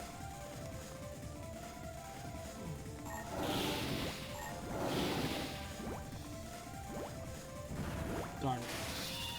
Let's use this charge shot. That took 20 years to charge. Yeah, exactly, yeah, I know. But, I mean, it's definitely fun in this game because there's so many cards. There's like 200 standard to mess around with, and 40 megas. I really wish I had more Giga cards, but they're extremely rare to get.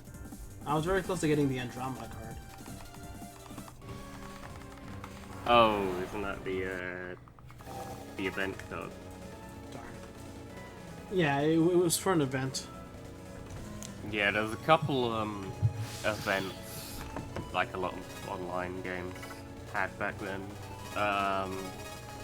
One of them was to have Mega Man Classic as your brother. Another one was to have Legendary Master Shoot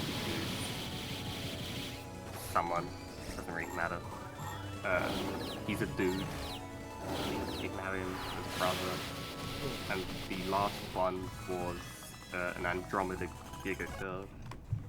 This is like the final boss. I've never used this card. What's it do? You know, I think it's his wave attack that like goes from the middle. Ah. It's that.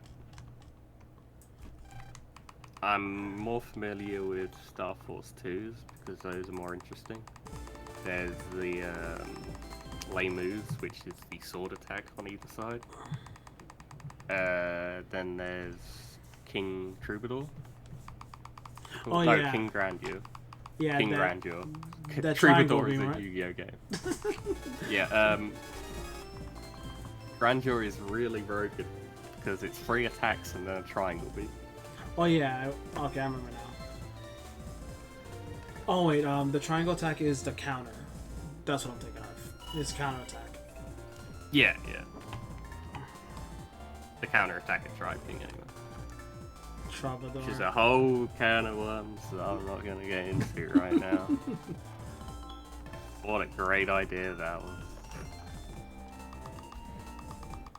Right now we're back in school. Everything's a-okay. Yeah. I'm guessing the principal saw the error of his ways or whatever. Well, it was...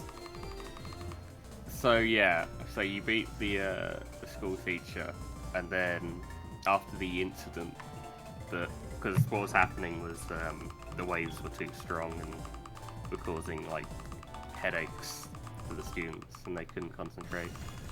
And the principal stopped it because after that big incident where the school was in trouble, they were like, yeah, maybe not.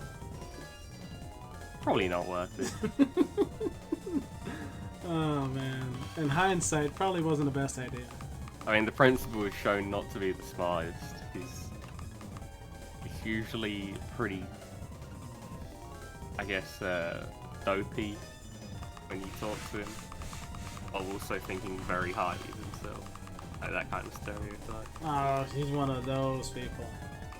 Yes. Yeah. Not necessarily highly of himself as much as the school, I guess. Alright, so right now there's something going on and Gio's hearing somebody refer to him or something like that? What? No, I mean like right now Gio's hearing voices from the wave world, right?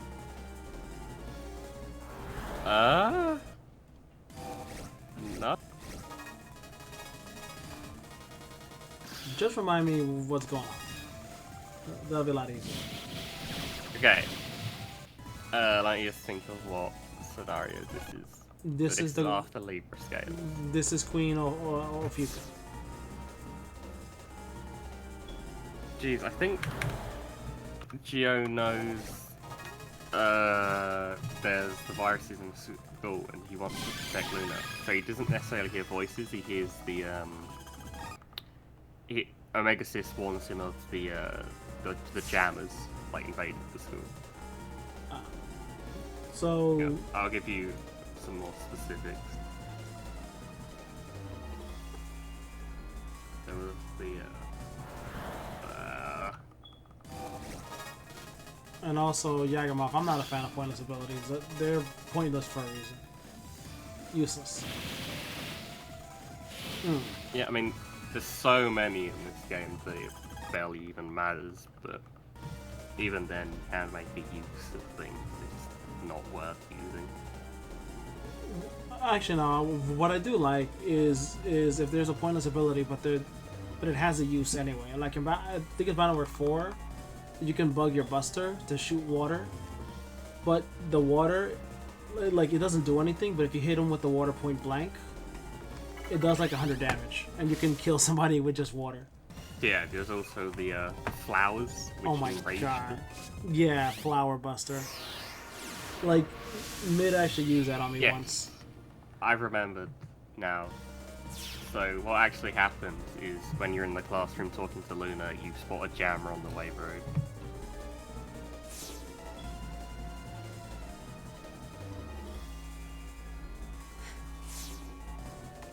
And then you like go investigate the jammers and then figure out the schools full of them, and you have to protect Luna. Okay, so I can finally use this Giga Chip.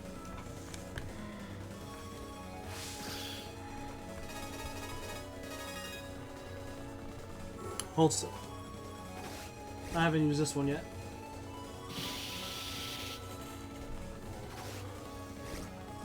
Yeah, this is the Gemini Thunder's Giga Ship. You'll see more of them later. And he's one-shotted, and Harp Note came to help. Harp Note saved Luna, as you thought, the guys, because they were keeping Luna as like a hostage, so that Mega Man wasn't able to do anything but get beaten up pretty much. Because, you know, Yeah, you couldn't retaliate without that hurting Luna. So to reiterate, obviously a lot of these fights are going within seconds. Because of the category, normally, in like playing casually, these would be a lot more like balanced and difficult fights, especially one towards, I mean, we're getting close to it, but a bit more towards the end of the game. The triple jammer fight is oh yeah, that somewhat one's pretty infamous tough. from being just very difficult compared to what comes before it. It's Yeah, less of a difficulty spike as much as a difficulty like brick wall you like headbutt through. It was weird for them to just think that was just a good idea, like not one after the other, all at once. I mean, I like that though, because for Star Force, they were just like, screw it, we're just gonna throw random, really difficult fights at people. Like in Star Force 3, there was the like double wizard fight that came out of nowhere in the school. Oh yeah, Star the Force mall. 2, there was like everything. Matter of fact, it right here was edited out of the English version. The picture of the of Aaron from Lunar Nights. Yeah, there's another thing that's changed. The you know, the in the school, there's the green mat, like the little green like walk mat. That's different in the English version as well. The Japanese version has, I mean, those kind of changes are pretty typical of Capcom localization, but there's also extra content in this game that involves Lunar Nights characters doing Lunar Nights things. Lunar You Night get things. some extra cards. Nobody played Lunar Nights, it doesn't matter if I explain it. I played it. The only people that played Lunar Nights also hated Lunar Nights, other than like 2 people.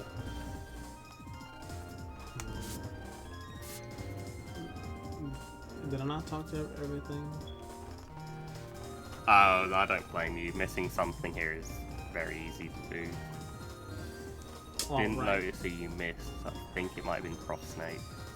No, you talked to them. It was the bottom one I missed. No. I always seem to miss that one for some reason. No? No? That wasn't it either? Can you not go to Western News right now? Talk to the big tree? Okay, you've done that. I think it's bottom right. Let me see. Right near the start. I also didn't see you talk to Oh, unless I was supposed to talk to the- the suit guy. the suit man. Yeah. Suit man and old granny.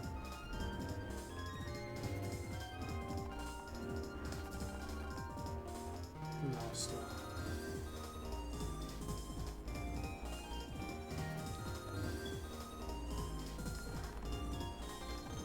I don't think you went all the way to the bottom right. Oh, this first sign? Wow. That lost me like a good, like what, like a minute? Closer to 2.5, but yeah. Jeez. Nice job, Eurasia. Come on, come on.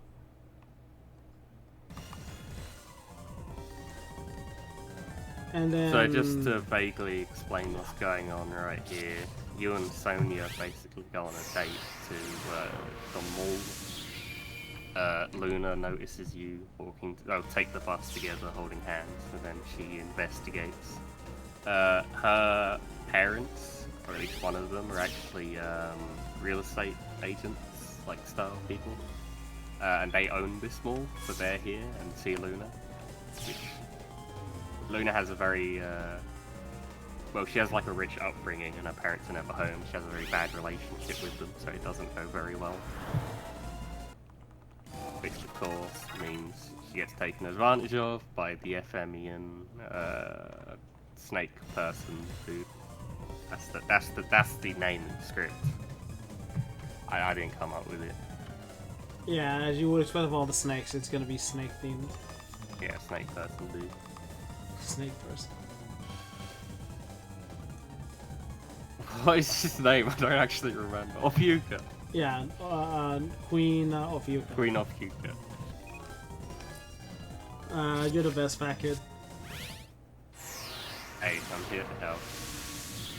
So yeah, now the snakes are going wild because of Queen Ophiuka's Influence that she's doing. somehow. Yeah. So you go to the, well, funnily enough, in Kilios' notes, who's the runner of this game, or at least used to, he says to talk to the weird lady person. Yeah.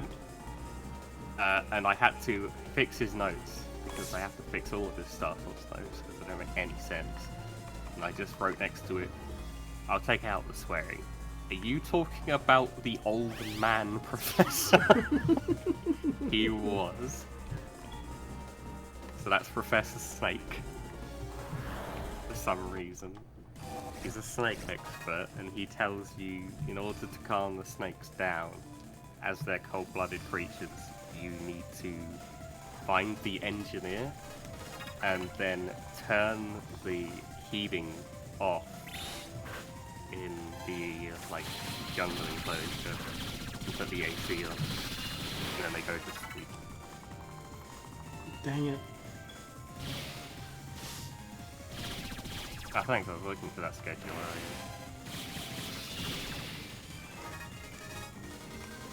Oh wow. Yeah. Sorry to get sidetracked slightly, but I didn't realise Time Spinner was in here already. Pretty new game. Disappointed that I couldn't run away from that.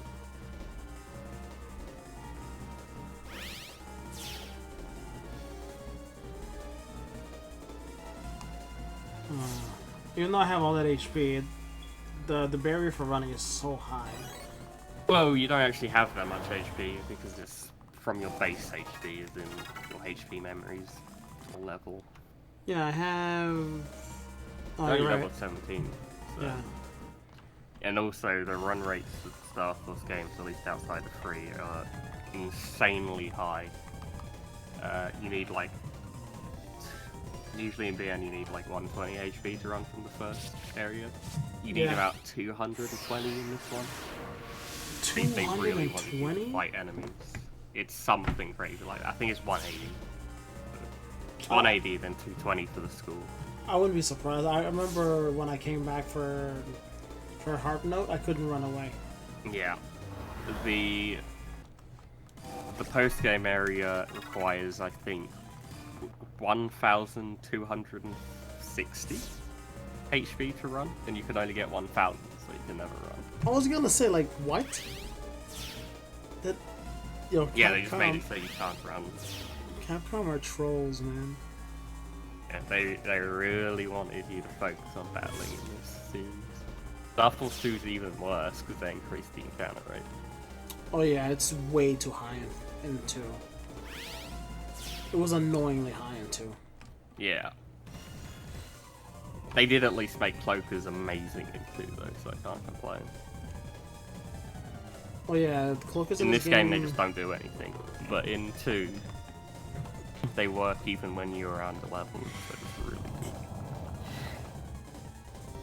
Oh, actually, I think that's free in Star Force 2, you still need to be on level.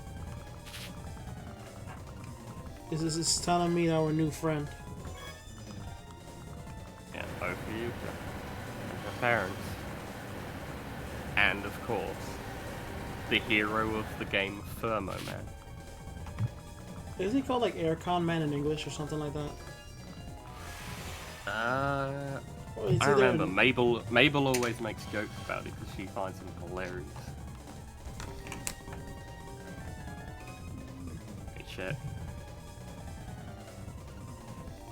All the snakes are asleep. Because apparently the snakes sleep immediately from cold. It's not a gradual process in this world. Aircon Man is one of the 7 powerful robot masters known as the Dimensions, led by Rockman Shadow. Okay, so that's someone else I'm thinking of.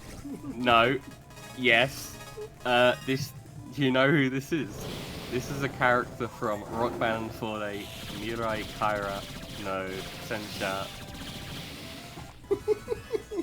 Hero no Future, I think. So that is the Wonder Swan Rock Band 4-Day game. The sequel to Mega Man and Forte, right? I mean Mega Man and Base. Oh, I can't believe I don't think it's a sequel, I think it's just like a time-traveling spin-off thing. But yeah, it's a completely different version of the game on Wonder Swan. It's pretty fun. It's completely terrible.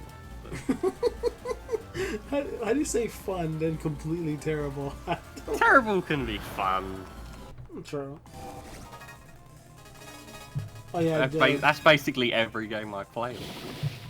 That isn't Battle Network. Terrible but fun. Do you want to explain this dungeon? Not really. It's just really boring. Alright, okay. Yeah, actually, you can explain it. I'll explain this time. Basically, the gates are locked, and the gatekeepers are who are supposed to normally have the key are knocked out by poison. So you gotta find the antidote. The antidote is at the end of these trails. It's a snake-themed area. It's just a fairly linear but maze area where you have to find the key at the end, and there's like offshoots to trap you while you're being chased by a giant snake. If you get hit by the snake, you get poisoned, just like the hurts are, but you can just use the antidote to fix that once you get back to the hurts. The hurts are those little cute brown blue things. Yep. If you play Battle Network, their equivalent were progs. Yeah. They like shout in caps a lot. Well, progs do anyway. Yeah, I think Hertz talk normally. They do. Or at least Yeah. comparatively. At least They the still good, go on about a lot of weird stuff. at least the good part about this dungeon, if you have the key or antidote, whatever you want to call it, you don't get any encounters. So at least you don't have to fight your way back. Yeah. I mean, it's not because you have the antidote, it's because the active movement of the snake means you don't get any encounters. Even better. Yeah, what else? I was gonna say something. Yeah, you'll notice that the poison does 10 damage every, I think, couple of steps. Probably like 5 steps. So if I stood still, I wouldn't take any damage? Correct. If everything's Yay. based on what rates. That's the Pokemon logic, though. I mean, yeah, this is at least isn't grid based. So it works even weirder. There you go. Ah, it wasn't enough. Dang it. Like, that beetle chip is great. A jumbo hammer is really good. Good range, and it doesn't cost iframes. It's amazing. Ouchies. I got bit. Yeah, so it isn't one of the most interesting dungeons, but it is at least fairly fast and straightforward. There's no touchscreen mechanics, so that's one win. That's true. Well, yeah, Libra didn't have one either, which was nice too. Just press A. Yeah, it didn't have touchscreen mechanics, that's true. It What? had maps instead, though. Yeah, I like math, just not now.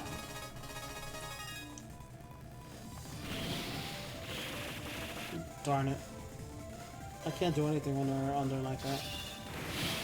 Oh yeah, but an opportunity to get sticky rain.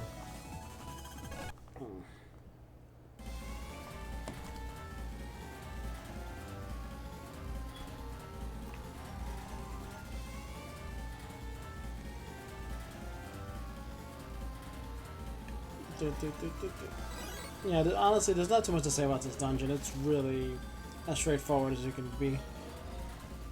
Yep. Anything to talk about? I mean, assuming we haven't got any donations to plug, then yeah, I can probably think of something pretty fast. Yeah, that's true. So, we mentioned this is a spiritual successor to Battle Network. I'm assuming the sales weren't very good, I'll put it that way, considering it didn't get a European release for the third game. The Japanese version of each, as was like slightly alluded to, each one has an extra, I guess, content in the Japanese version, although it's mostly just like hardware stuff that you can cheat with, essentially. Cheat. It's such a mean word. I mean, what word would you say? It's not. I wouldn't use enhance because I'd rather not use them. So But it does enhance your game, technically. it makes the game easier. Then It makes you more powerful, also. Hey, Macron. you start this run with like 800 HP instead of 100. Ratio. How is this not cheating? It's not. It's in the game. Remember, it's only did- cheating. you didn't miss it. It's still freely available. Plug opportunity. Alrighty, give me just a moment. Sorry, I'm getting settled sure. in again. Snake! I'm surprised that I had not make a snake joke. I never even thought of it in this situation. I'm above that. You're easy. I'm not. Because I'm a nerd. I remember I had to actually fill out a health and safety form. I just went to a job with one of my friends at college. We were like sat in a room and had to do this health and safety form. And we had to explain what signs mean, and I remember putting one of my answers to the signs as like "you've been spotted" and then snake, and then my friend was like losing it, and the person giving us the health and safety test was so confused. It's like it's not a snake, it's an exclamation mark. So, oh, is it my mistake? That's always fun when you have somebody who doesn't understand. That's It's the fun. dumbest thing I've done. But hey, as long as I made somebody laugh doing it. That's all that matters in the end, right? Exactly.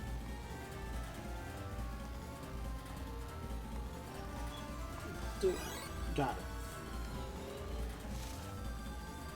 What bothers me is that there's another way towards the back, but there isn't anything over there for you. There's no health, no nothing. It's just a dead end. Yeah, just tricky about the maze. I think a GMD might spawn there sometimes, right? Yeah, this map GMW. I has doesn't show GMDs, so I can't tell. But yeah, probably you're right. Alrighty, if I still have some time? Yeah. Yeah, go ahead. Excellent, thank you very much. So, unfortunately, I couldn't find the sheet that I'm supposed to have as a host, so I'll just kind of try to do this from memory. But currently there have been no new donations. That's kind of expected. It's kind of the graveyard shift, which is why I even more appreciate you guys just kind of being around and doing this run here. So thank you very much. No problem, no problem. I'm always awake at this time, so. Nice. Alrighty, and just to give the viewers that may have joined us more recently a brief overview, we are currently trying to raise some money for the charity called Take This. Take This creates things like AFK rooms at conventions like PAX, which the entire idea of those AFK rooms is for people like me, honestly, that, well, it might just get overwhelming having so many people around. It creates a safe space where you can just calm down, or if it becomes too overwhelming, you even can talk to some licensed therapist if you need to. So essentially, it's a place where, well, people like me, for example, could just hang out for a while and then recharge their batteries and then go out at the convention again and have some more fun. So yeah, Take This is a very pleasant charity, and I highly recommend you look up some more of things they do, because they also help against the stigma that, well, is associated with mental health issues and such. So yeah, that's that. Thank you very much. Thank you. Thank you. That AFK room sounds like my kind of place to go. I don't do well in large crowds for long periods of time. Yeah, I definitely feel it there. I'm also not a fan of giant snakes trying to eat me. Whoa. Thank you. Run away. See, one of those rooms would be good after the stress of having snakes chase you. And if I had a nickel, A nickel? yeah, every time I was chased by snakes and wanted to calm down. Such an everyday occurrence. Yeah, you probably noticed this is a very long side tour compared to the last couple, for like no particular reason. I hope I can get at least one fire card. I loaded it up with a lot. Yes. this Queen of Fuga, Luna's, well, slightly insane. EM mode. There you go. She always goes to, like, gets up close to my face for some reason.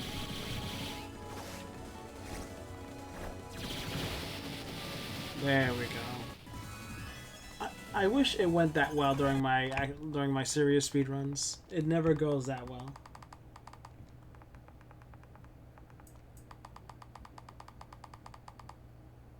I actually had a paralyzed card too.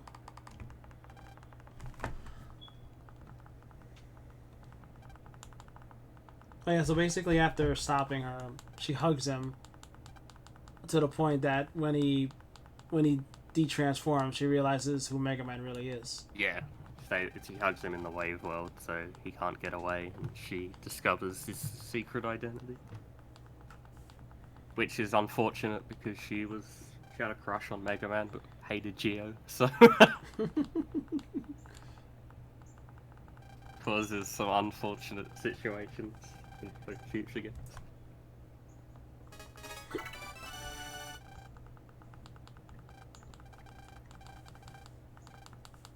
Oh yeah, when you get a brother, in-game brothers have a level. Well, all brothers in general have a level, but your in-game ones level up by how far you progress in the story, or Yeah, or in general. Is it like even it's post-game? how far you are in the story. Okay. I don't remember if it goes up post-game as well. And no, that's only Star Force 2 when you do their requests. So they stay stuck at like 60 or something, right? Yeah, I think it's 60. Which is trash. Zax is, I think, an exception, because he's a post-game optional one. Alright, now with that solved, we're back in school with another problem.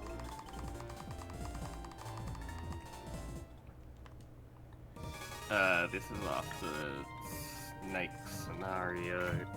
I think this is Pat, right? Yeah, this is Pat's scenario. I don't know if anyone saw during that, there was a unique sprite with green hair in the classroom. And as you know, if you have a unique sprite, you have a purpose in this game. Yeah, Or if you look an- like an anime character, then you're probably important.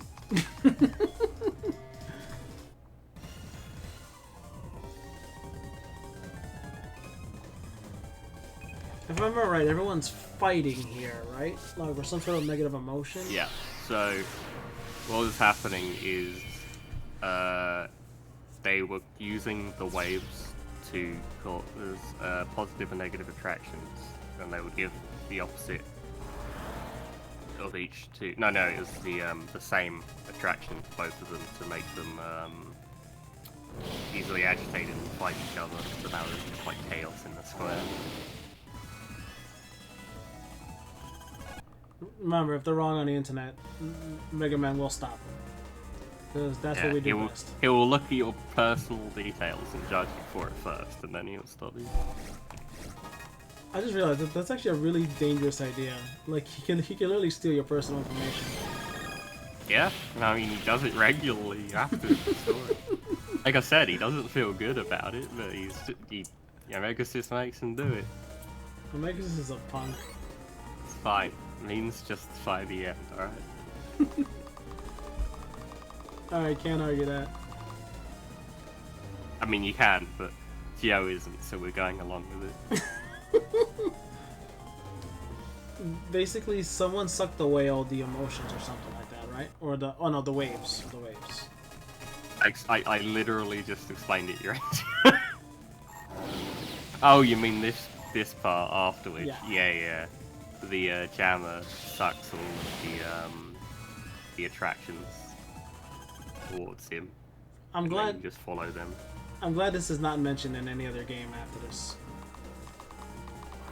Yeah, I mean, yeah, I'm pretty sure it was just Gemini's ability. Did jammers vanish after number 1?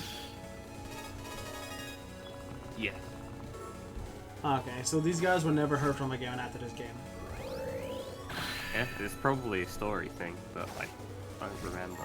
They might have been agents of Oh. Cepheus. Oh, okay, then that would make sense. Why never again they're seen. Yeah, as a guess, I don't actually remember. I don't think it's explicitly said, just implied. Okay, we're all done here. So the day is saved.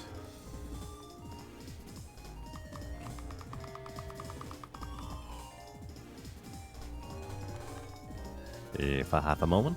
Yep. Go ahead. So we actually did receive a $10 donation by Lee Fatkid. I'm not sure how to pronounce that. I assume that might be from you. Yeah. Oh, Don't worry thank about you the very much. pronunciation. Yeah. Yeah, and It's the Fatkid. comment just reads, I wanted to give Yakima something to say. That is so nice of you, thank you. No problem. If you'd like to put it towards an incentive or something like that, I can list those out for you. Yeah, sure, what's available? What do we have available? So the next upcoming incentives would be for Monster Rancher Hopabout, the character Bit War. I'm not sure you know much about that because I don't. Not really. Yeah, there's just 4 characters to choose from: Zuezo, Hare, Golem, and Mochi. Currently, Golem is in the lead with $25. The others don't have anything.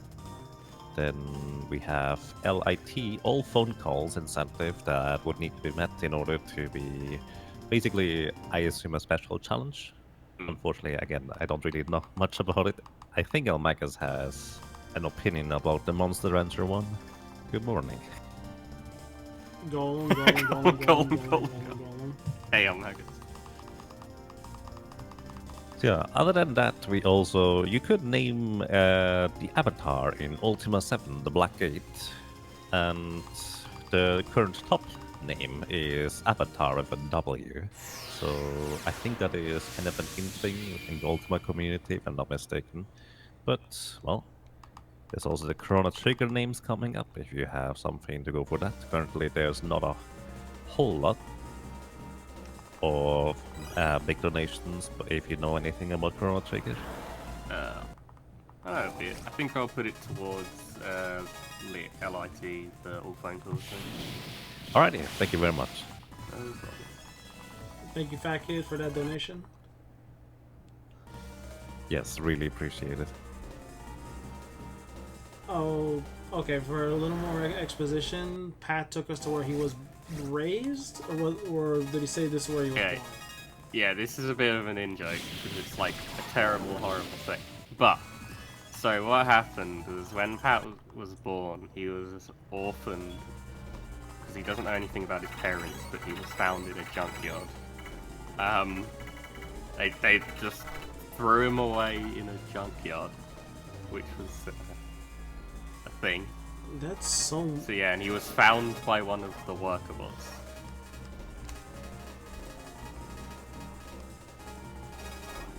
Hey, which is it? That is, again. Star Force is really dark, man. Yeah, the first one is anyway. Yeah, it was purposely going for very depressing themes.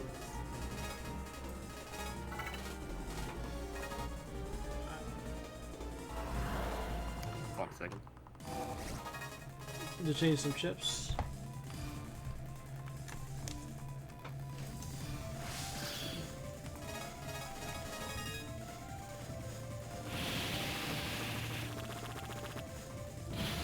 Spitting out seeds. You do not talk with your mouth full, young man. So now there's problem at the incinerator, which we gotta investigate. Or else the whole place is gonna explode or something like that. Knowing this game, it really can't be good. Very nice. I don't think that's it. It was a bit more boring than that. I was trying to hype it up. Super Yeah, Vulcan. Ouch. Hell yeah, Super Bowl. That hurt a lot. I actually scanned the card. The card I scanned gave it +4 extra shots. So I think Gatling 3 does 7 shots. I don't remember. Wouldn't it be 9? Oh no, it is 7. 3, 5, 7. Yeah. So yeah, so I make it fire 11. So it's basically better than Super Vulcan. So yeah, It does 5 less damage than Super Bowl, doesn't it? and Super Vulcan does 20 times 10. And that does 15 times 11. So it's almost as good as Super Bowl. Almost. Yeah, I do like the name of this place, but there's actually surprisingly good, like, subtle metaphors here, because it's called Dream Island, and has, you know, like a very good vista, but just behind it is, you know, the junkyard and all the pollution, and that is a good metaphor for Pat's secret,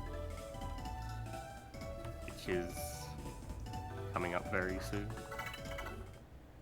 We're almost there.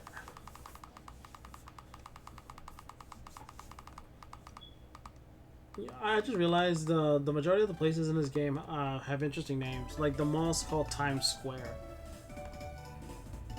which is based on, as you would guess, Times Square. Never guessed. Wow. So now it's a brand new day, and we have to investigate one more time.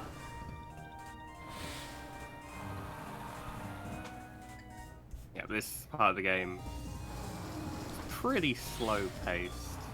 It speeds up for a tiny bit here, and then the pace just drops again. Bocce. Actually, I guess it speeds up for quite a bit. But then you have to go talk to an old man about things. He wants a drink. Oh wait, that's the next scenario. Yeah, I know that's later, but that's Oh, what I okay. meant. It like speeds up, and then you have to talk to an old man. So yeah, Pat's secret is he has multiple personality disorder, and his other personality is a very violent side that was caused by his harsh upbringing. Sorry, one thing. Isn't Gemini like means like dual personality or something like that, or like more than one? I'm pretty sure Gemini means something like that. Don't remember. Okay. Yeah, well, I can move that on my own, so I got to talk to this guy. He says, yeah, sure, you can use my car to move that machine without worrying about safety or anything like that. Alright, sorry, as I was saying. Oh yeah, back it, Pat- it's time. Oh, it is time for the greatest use of a touchscreen gimmick. You ready for this?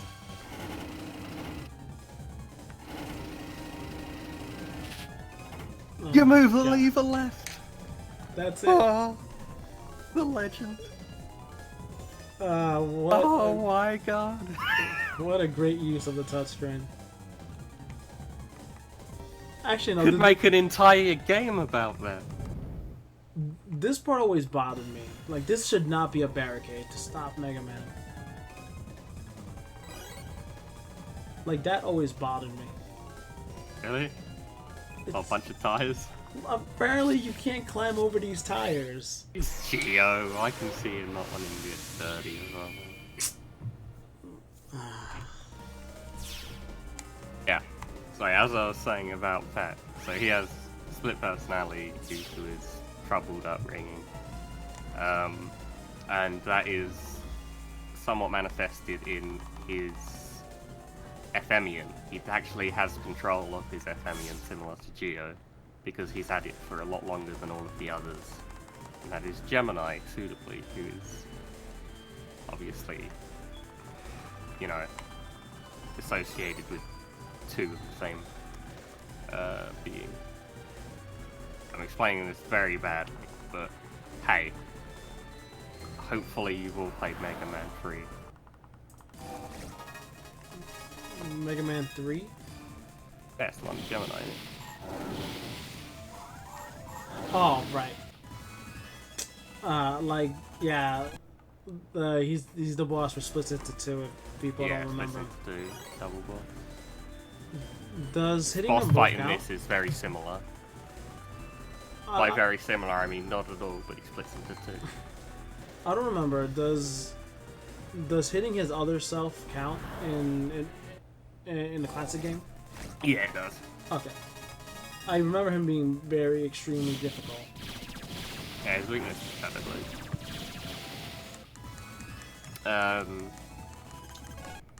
So yeah, in this game, we'll explain it when you get there, but it works different to Star Force 2. In Star Force 2, they made it make sense, which is nice.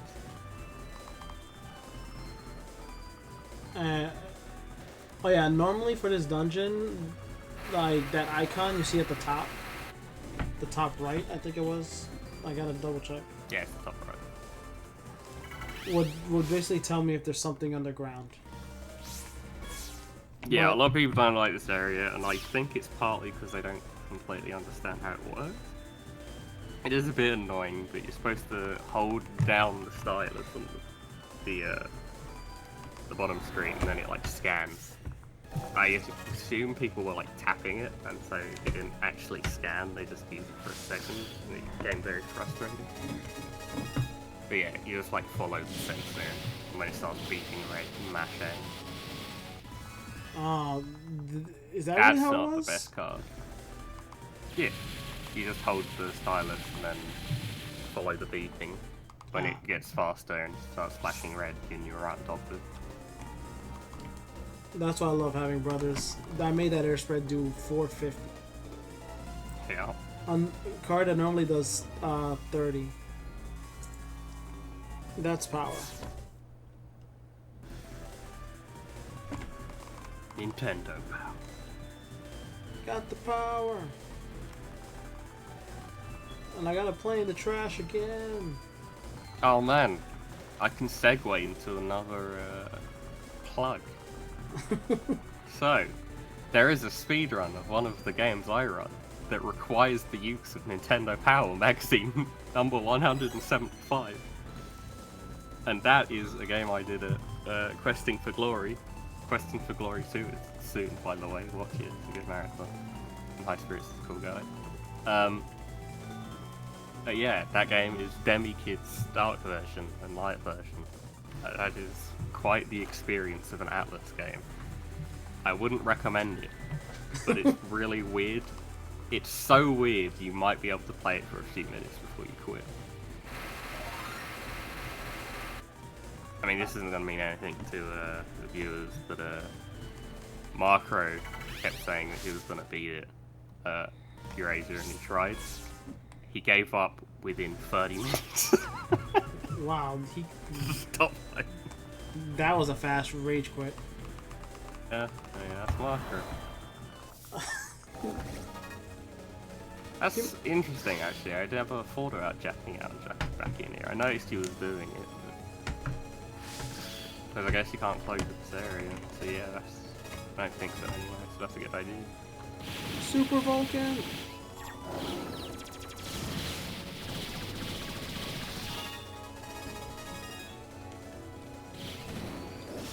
Oh, you punk.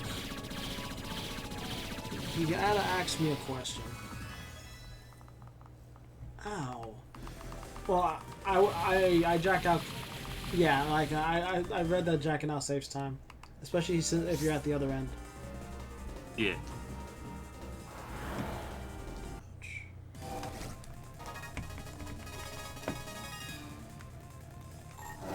Burn. Wow, he still hit me. These are some mean viruses, man. They're getting meaner.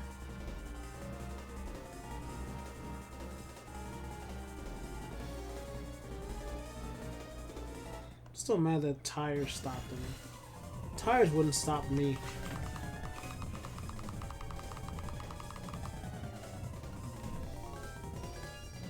That's okay. Like, he can take all the HP he wants. I have over 1,000 this early in the game.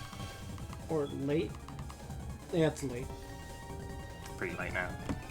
Yeah. Usually at this point in the game, casually I think I had about 500, and that was just 520 maybe. That was with a lot of exploring in my first playthrough.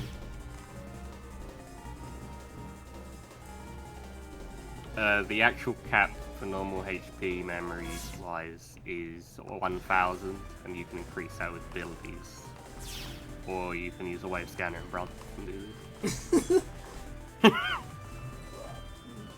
You're not gonna let that go for me, are you? I'd have no problem with it. I'm just trying to make it very clear. I got 3 hours to talk about this category. I don't know what else to say about it. I'm sorry. That's okay. It is. Capcom knew how to prey on kids. They made. But only Japanese kids, because they didn't bother to release it anywhere else. Right. Like Japanese Probably kids- because they knew that nobody would buy this garbage. It's not garbage.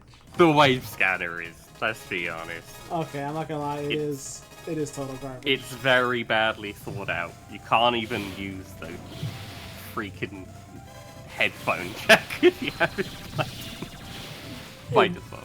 One of what's dumb, it actually doesn't use the headphone jack either. No, it doesn't. It, But it covers it up. yeah, that was not well made. I would agree 100% that. Like, the only reason I have sound is because a cool guy, Good Tofu. old tofu. Yeah, he stripped out, I forgot what it was. I think it was like some headphones or something like that. It was basically something that had like a DS headphone jack that he can plug in, and he just tore that out and just yeah, like he basically he had to tear something out. Tofu's are a really nice guy. He's like one of the nicest people I've met. Yeah, he's a really nice guy. He's really resourceful as well. He has a ridiculous amount of just hardware and things. Oof. I didn't show it, but if you take too long, bulldozers will come in from all directions. And if You get can caught- dodge them pretty easily, but it takes a really long time for them to scroll across the screen, as Eurasia was about to say. Yeah, and you can't find the hurts if they're moving. So Yeah. it's not in your best interest to let that happen. It's pretty funny if you get caught, though. Geo just kind of goes, ow, and then moves on with his life. No time for the fight. That's actually what the text box says. It just goes, ow, ow. That's funny. Yeah, this Gemini boss fight, I alluded to it before, but only one of them can be damaged. But in Star Force 2, it was actually changed so that both of them had a health bar.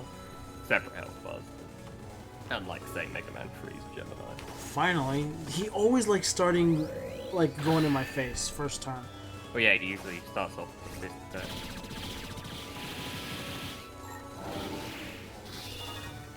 So, the dream here is if you're playing Dragon version, you get Dragon Sky GX. It's almost a one-shot. Yeah, I'm disappointed. If I had a dragon card, it would have been a lot easier. But Yeah, I've it never does. found one. A lot. Yeah, both of them can do damage to you, obviously, but you can't do damage to the white one, which is like a manifestation of Pat instead of his owner personality race.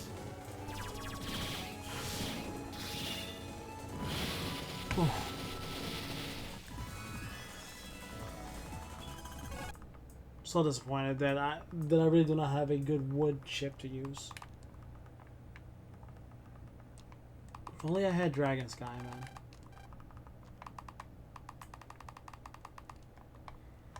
But if I remember correctly, Geo was badly hurt by this because he thought him and Pat had a lot in common, right? Yeah, he had grown pretty close to Pat because they could relate to each other. But then he was like obviously stabbed in the back, so he gets So- pretty depressed. Like he actually cut everyone's ties. Oh no! Yeah, he Oh no, almost. the entire time he was wary of making friends precisely because he was worried about losing them or being betrayed by them, and his reaction to this is to seclude himself and then stop being friends with everyone, cut off his brother bands so There that you they go. don't hurt him. Goes back to Vista Point to reminisce about his father. While systematically destroying all of his friendships. like a normal human being. Oh yeah, Omega Sis isn't with us. You can tell because his icon isn't there. Yeah. So, this is a small detail that people probably haven't noticed, but during the game, Geo's face portrait actually changes. So, it changes from, I mean, at the start he looks miserable, but his face portrait begins to, like, smile when he starts going to school and making friends. I mean, that's reversed during this scenario, because he's just been betrayed. Oh really? Not the happiest. I actually didn't notice that. Oh yeah, he starts smiling as the game goes on in his face portrait, and then stops here again. How did I not notice that? It's a really subtle detail. It's really cool. When I say face portrait, I mean the when you're talking to people, his upper portrait on the top screen I don't think changes. Ah. Which makes sense, because I guess that's like an ID kind of thing. Oh yeah, so right now Omega's just left because was he sick of Geo just being a crybaby? He was sick of Geo being depressed, and Geo, yeah, basically. Omegasis wanted to get stuff done, but Geo was too depressed to leave his room, so he just left, and that made Geo feel even worse. Now literally everybody's gone. Oh. Just Star Force things. Oh yeah, his mom was here at the mall. Yeah, he runs to Times Square because everyone in Times Square is in trouble. He wouldn't care normally, but his mom's in trouble. I'm being serious. He doesn't. He only goes because his mom's there. Oh man. This is why Geo's such a great protagonist. It's so relatable.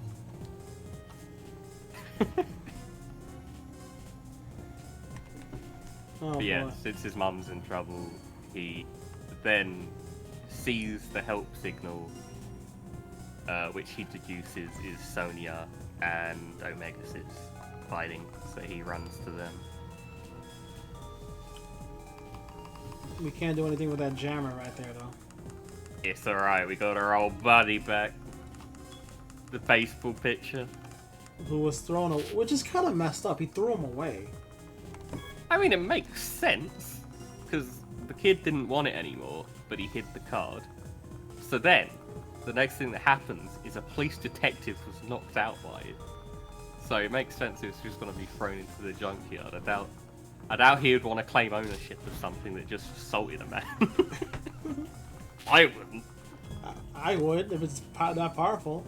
Like, hey, you got a problem? Oh yeah, Baseball. yeah. Let me just claim ownership for this item that just assaulted a police detective. Hopefully, I wouldn't be suspicious in any way. I'd let him have it. Yeah, Megasis and Sonya got beaten up. The Megasis is trying to protect her. Oh, come on. Come on, come on. Another giant Yeah. jammer. There are giant variations of viruses as well. I didn't mention it because it's not really important to the run. But they're called like the virus name with a G on the end. They're more important in Star Force 2 because they give you something like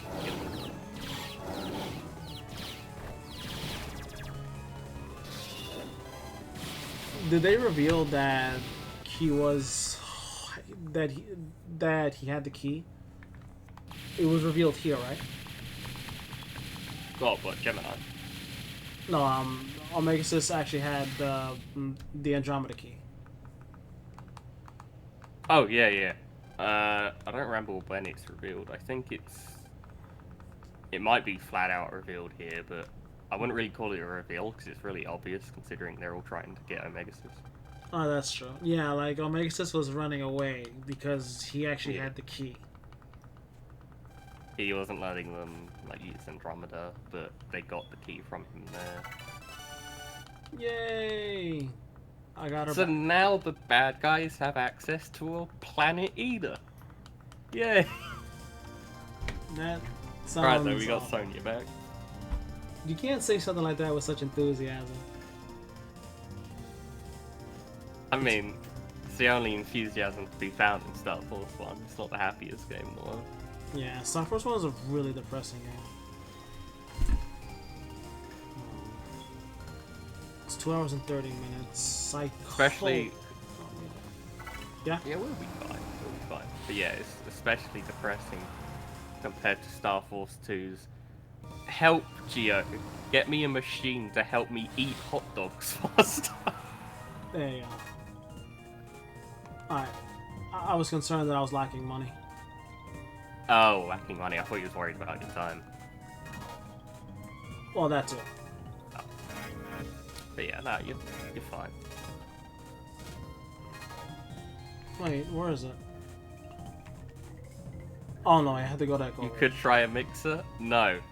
What Bud wanted, he wasn't smart enough to think of a mixer. That might have been cheating for the hot dog eating contest. But apparently, this machine that forced hot dogs into his mouth wasn't cheating.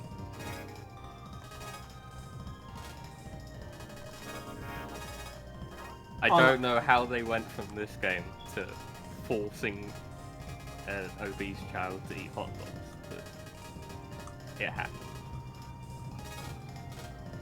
I'm a moron. I was looking all over for that card, and I thought it was What an. are you looking for? I was looking for Leo, but I wasn't sure if I got it in an email. It's been like I seem to forgot that one in detail. So yeah, this is the hardest fight in the game, or at least the normal. Yeah, on casual play, this would be very difficult. Yeah, casually this is a very difficult fight, and it is very difficult in the speedrun as well. This is where you will lose. Runs that get this far is just the most fun thing to end it. This is on the Nintendo DS. All three of the Star Wars games on Nintendo DS. Wow. Holy cookies and cream! That damage. I mean, yeah, that's gonna almost one shot. Oh, it did one shot. Yeah, in one shot. Three brothers is so dumb. The funny thing is, it's only two of them powering it up. Like, the Yeah, other brothers yeah, of yeah. Pegasus. Imagine all three. Wow. Jeez, man. Yes, I'm playing this directly from my real DS, which is the only way that's possible. Like, you couldn't do... Well, maybe when Prof releases his thing, you could do it on emulator, but... Would it not be? Well, actually, it would probably require action replay, so yeah, technically you're right. If I recall, he's working on something that you can literally just do it like what I'm doing with the card scanning with a button press. Yeah. But yeah, like I'm all about real hardware because there's a lot of things you cannot do on emulator, or it's not as good on emulator. But I prefer real hardware. I mean, as do I. I don't care if people do. I mean, this game... I should mention that, actually, just as leaderboards go. Originally, emulator and console was on the same leaderboard for the Star Force series, but the time difference was just eventually decided it was too much because you save 3 seconds an encounter in an RPG that's 3 hours long. That's a lot of time. So now they are separate categories, but you're still allowed to play on emulator. Just submit to the emulator category. In terms of Battle Network, the time difference is negligible, so you can just submit that to the same leaderboard. Wii U, VC. Especially in this game where you're... Oh yeah, like I'm pretty sure you told me that network transmission can only be done real. Oh yeah, network transmission's a GameCube game, so on the Joker leaderboards, you're only allowed to use console. Yeah. I really gotta try that sometime. I still have my copy there. I have, I think 4 copies of network transmission. What? Why? I have 2 PAL copies, an NTSC copy, and a Japanese copy. I want to get a Japanese copy because I didn't notice about it. The English copy took out every instance of the word Mega Man. and that bothers me. The English forgot every instance of what Mega Man? Like Lan saying Mega Man in Japanese. Oh, the voice, Yeah, I didn't Which notice is- that. Actually, very important. Okay, this is another sidetrack, since this isn't Star Wars, but yeah, that actually makes the NTSC version way faster for the speedrun because Lan doesn't say Mega Man. So that means you jack in way faster and save like 2 minutes over the run on NTSC compared to Japanese. Okay, I guess that makes sense. So he's not wasting time saying the word, so... Yeah, you which is save pretty time. funny. But yeah, Japanese version's pretty cool. It's very similar, obviously. Is PAL Ja- version's the only one you want to avoid for obvious reasons. Is the Japanese version of Star Force 1 faster than the English version, or are they about the same amount of text boxes? Star Force 1 is difficult to say because, one, it hasn't been looked into as much, and the Japanese version of Star Force 1 has some oddities, cutscene skipping. I think there's one cutscene you can't skip. I might be wrong on that. So it's pretty comparable, but I think Japanese is slightly faster. Star Force 2, I mean, Japanese is faster. Star Force 3, Japanese is faster.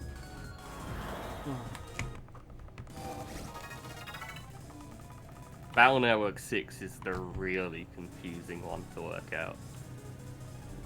Because they fixed a bug in the US and the EU version, which allows you to do a trick only on those versions in one of the final comps and saves about 2 minutes.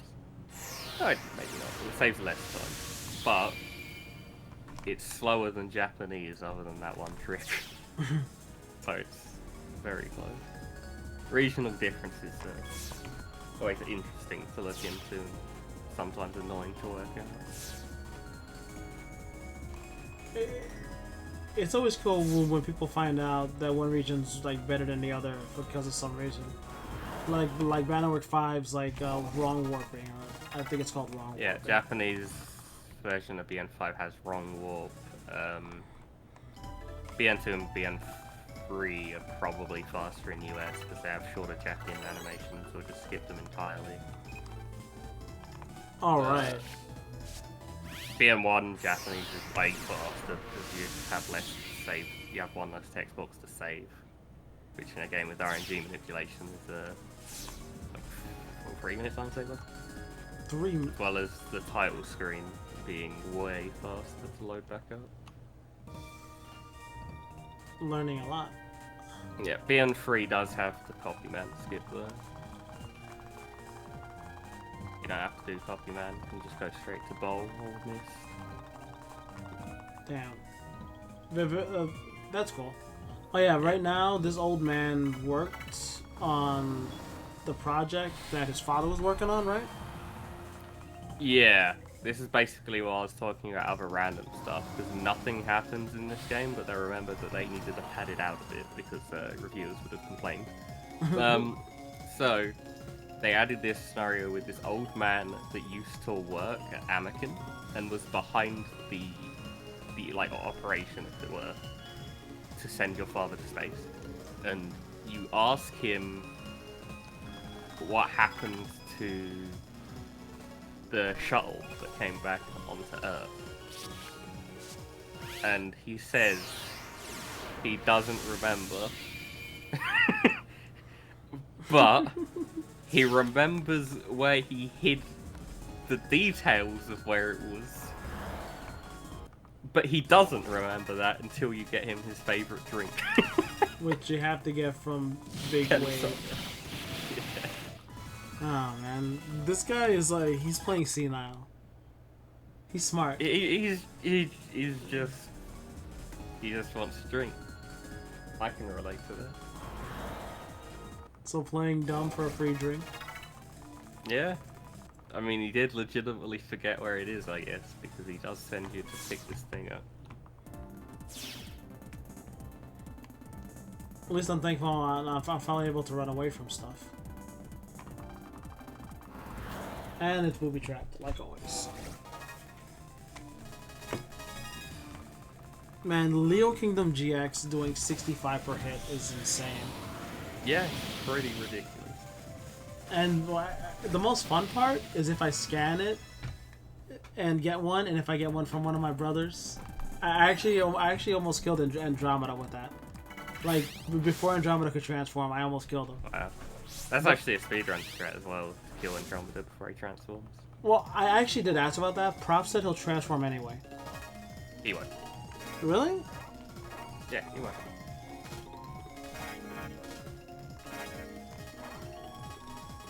So Prof is a liar. He might not have been. It might be a region thing. Final bosses all have weird region differences. He was telling Maybe me. I'm mistaken, but I'm pretty certain Rish and Ghost has skipped the form change purposely. It would be nice if I could. Oh yeah, for this part, actually, I got an item from that, and I actually had to read the item. Yeah, to find out where the shell was hidden. Yeah. The base. Unlike with the other things in game, you can't just know about it. Geo has to know about it. 240. So, yeah, it is weird that they did that. I don't know. Oh. Well, this gives us a chance to use the best use of the touchscreen again, and the only last hell use of yeah. that. This is the OP version. And you actually have to switch to them too, which is annoying. Yeah, you press select to switch your Navi card, switch to those things in the top screen. I don't know why they don't just activate by pressing A on them. I guess they just really wanted to slow down the pace. That was such a useless cutscene. What are you talking about, Eurasia? It's the most important touchscreen minigame. How can you say that? I'm gonna use this wave scanner on you.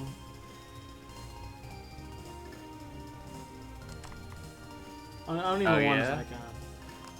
Yes. Well, I happen to know you don't have 3 real brothers, so, get destroyed. Let's do it.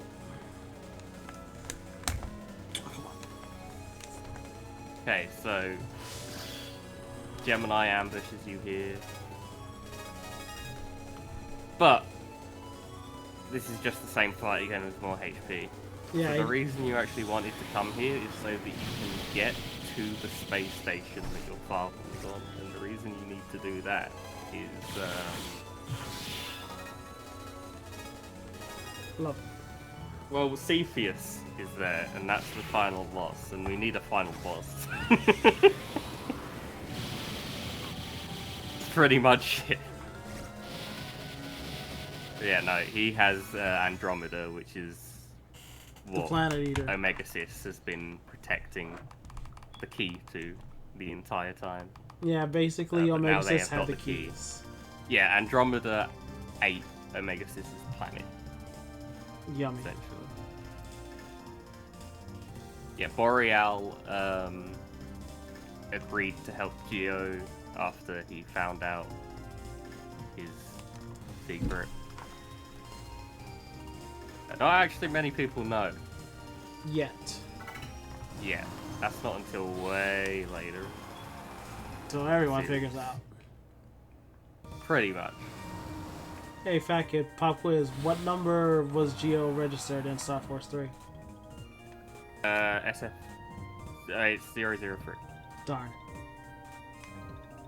You weren't supposed to know that. You picked the only one that I actively speedrun. Because yeah, he was after Jet Joker and Acid. Oh, darn it. Oh, that's fine. Someone was saying that it was actually Solo who actually waved It was in. Joker was 00. Really? No, sorry, that was Ace was 00. Oh. Joker was 0-1, and then Solo was 0-2. Okay, yeah. Solo was 2.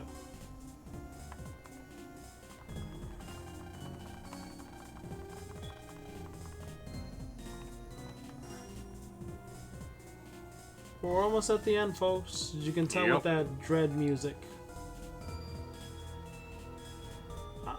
Honestly, By the way, this game's credits music is excellent. Oh yeah, it is. I think Place You Must Return. Star Force 2's is something to do with memory.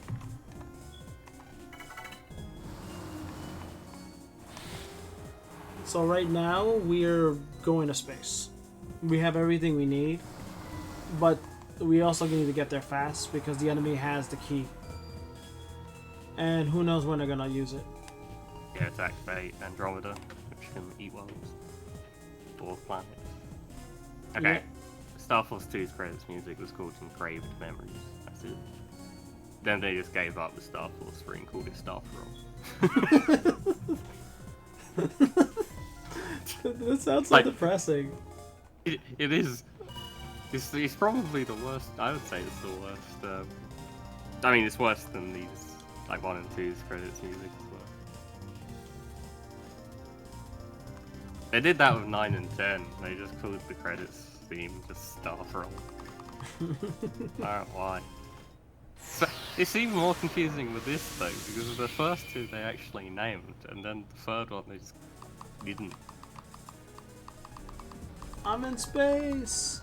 Yeah, welcome to space. Oh, wait, not yet.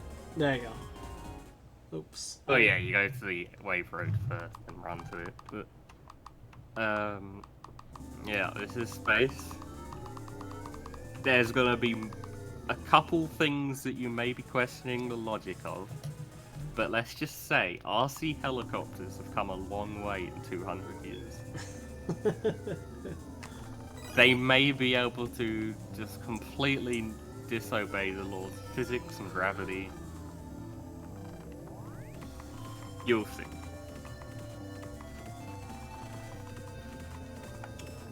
Yeah, this is like a derelict space station that Geo's father went missing on. I don't remember how long it's supposed to be in service, but it's like life support systems are still online. Somehow. Some of them have broken down, but that's why you have such classics as Keyman and Aircon Man. These names, I really hate these not creative names. I think Thermo Man was his localized name, and Aircon Man was his Japanese name. And now for the easiest dungeon to speedrun.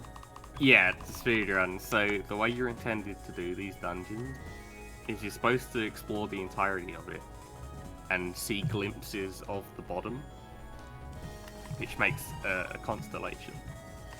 But if you already know the shape of the constellation, you can actually just skip the entire area because you know the puzzle answer already. So these go by real quick because it's completely skip the intended mechanic. Welcome back, Diego. Hey, sup? So when I was like 15, when I first played this part really annoyed me.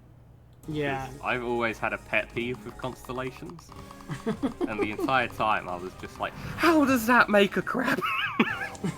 how is that? How is that a bull? Yeah, that didn't make any sense to me. Like, constellations are pretty... It takes imagination as it is, but these are even less accurate. Awesome counter.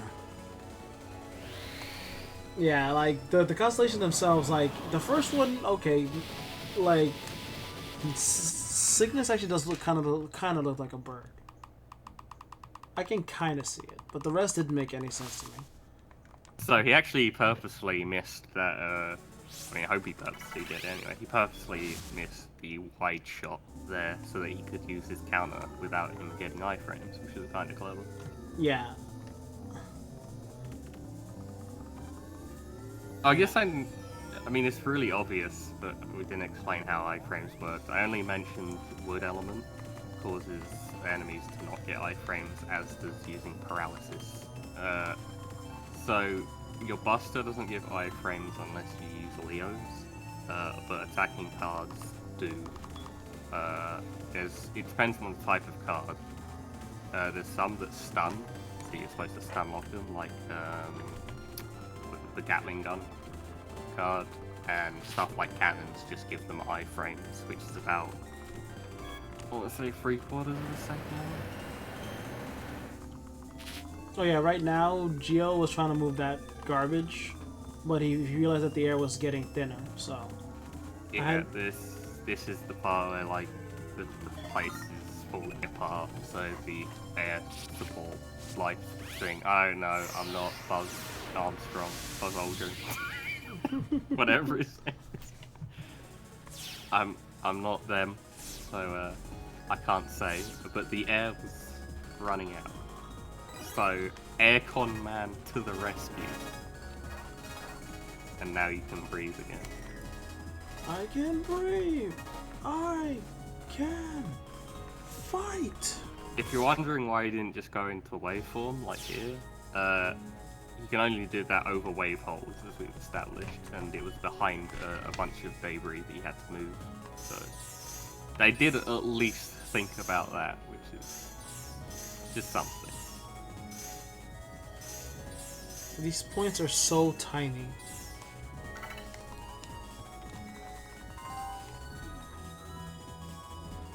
There you go.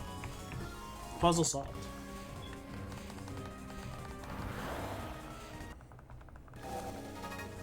Nice. Hope everyone enjoyed that constellation of a ball. It still doesn't make any sense to me. God damn. It's like a bull standing on its hind legs, I don't understand. Oh wait, that alone would have one-shotted him. Oh, not good. It's fine. Yeah, I don't know why he's choosing all that.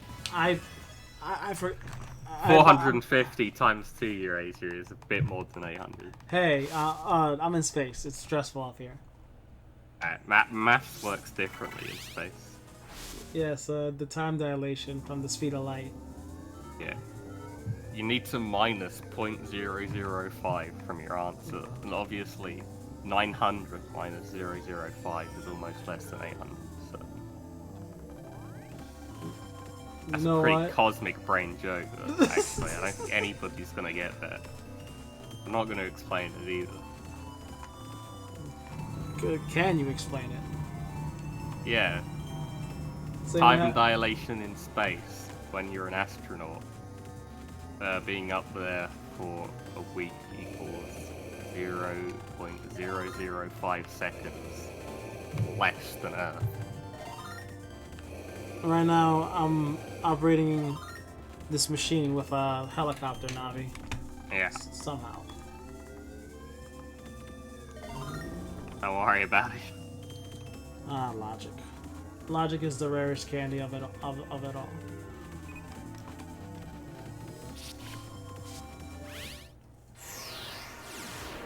Also, I'm pretty sure going back to that terrible joke I made about time dilation, I'm pretty sure I got that completely wrong. The number was right, but I don't think it's a week. It's probably 5 days.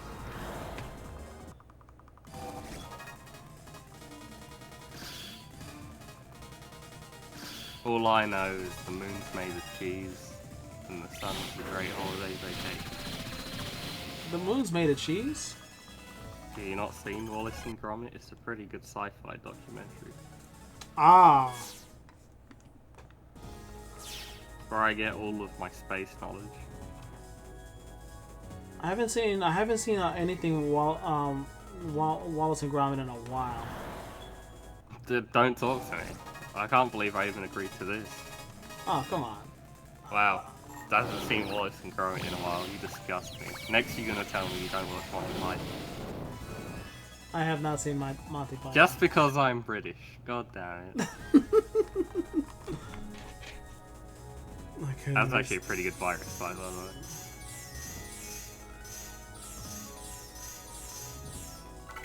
At least this one. No. This one. This one is the one that makes the least sense. I don't know what you're talking about. Yeah, I was gonna say, like, I thought it does, like, it has 2 arms. I mean, I guess it's like scales, but to me it just Yeah, it just doesn't. Okay. I'm too afraid to say what it looks like, to be honest. This Okay, one. so yeah, Libra scales EX. Obviously, it didn't really need explaining. This is just the typical like Mega Man boss rush. Dang it. The RPG games. I got hit by The- both of them. Oh wow, Yeah. that was almost impressive. That So was these bosses are upgraded. These are the EX versions. There's 3 versions of bosses. There's the normal one, EX, and SP. The later games go crazy with made that. even they made like DX, Sigma. SX. Sigma ones were Sigma ones were brutal. The gold ones, right? No, that's DX. Ah. Sigma was Star Force 3, like Apollo Flame with I think like 5,000, 6,000 HP. Well, with the amount of nonsense you can do in 3, it is kind of excusable. Oh, against Apollo Flame?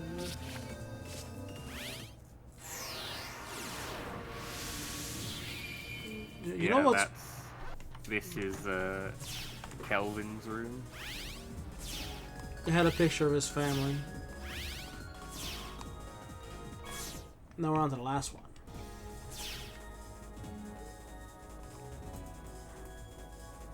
Yeah. Added a picture of his family. This is like Kelvin's. This one makes the least sense out of all of them. This one is. It looks like a freaking octopus.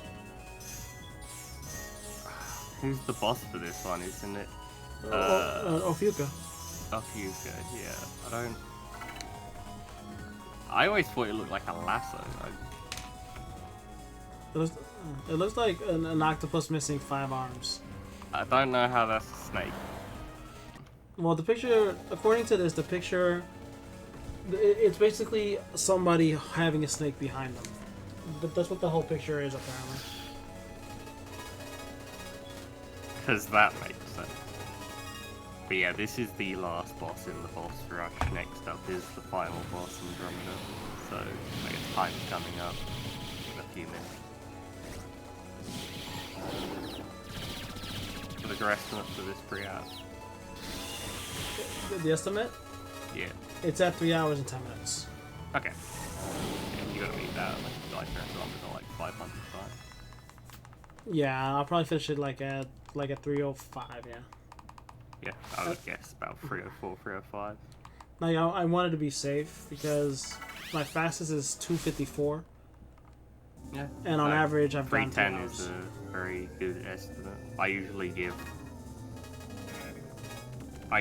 make it like 20 or 30 minutes slower than my PB, depending on how confident I am. For something this long, obviously I don't take one this one. It'd be like 13 minutes, let's add 20 onto that. I was gonna say, like, wow, like, that's a Yeah. huge bit of overhead right there. Can you imagine your speedrun taking 30 minutes? For one this one? Yeah. No. That's like a ghost speed running around. Here we are, guys, at the very end. This is the most Yeah. destroyed part of the space station. Yeah, this is where Cepheus currently is with Andromeda. Ah, darn it. Had to be... So you don't know anything about him until you meet him here, pretty much, other than slight things Omega says that Cepheus is the ruler of planet FM. He has been destroying planets with Andromeda. One of those is, of course, Omega planet. And the planet of all of the satellite admins, planet AM. Or at least AM is what humans refer to it as, I guess. Can only assume Razor is slotting in, yeah, I think it's Magic EX, which is going to be a nice 450 damage right off the bat. Like, I really had to decide. It was hard to.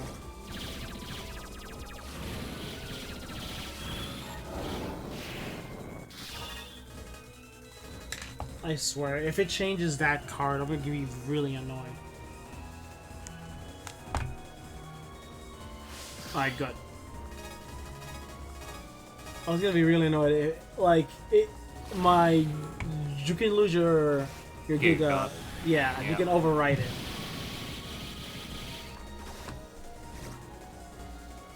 It's like a 1 in 6 now. Let's see if I can do Yeah, you don't see anything that's not on. it. Darn it, it didn't do enough.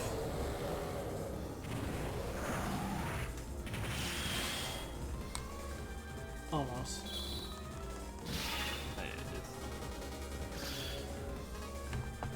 Might as well end it with a bang. So, I mean, it only has 200 HP due to the wave scat stuff. But the mechanic of this phase is it has a core that you cannot hit normally. Because it covers it up with like a grey thing. But you can still hit through the grey thing with a breaking chip. Yeah. Like break saber. Like, or obviously wait for this. That bird chip, that dash, also can go through. Yeah, it isn't time yet. There's still a tiny bit more game to go. Yeah, I learned the hard way that the game doesn't end here. Yeah. I gotta take the walk of shame.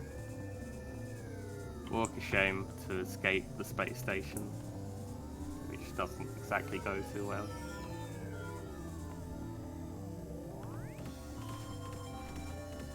And time. GG. GG. There we go. Finished underestimate as expected. Although it took a little longer than I thought, I still got it. Whew. That was rough. Cards handling 40Ss is a little tough. Thank you everybody for joining me. And Fat Kid. Hope you enjoyed Star Force 1. And enjoy these nice credit music.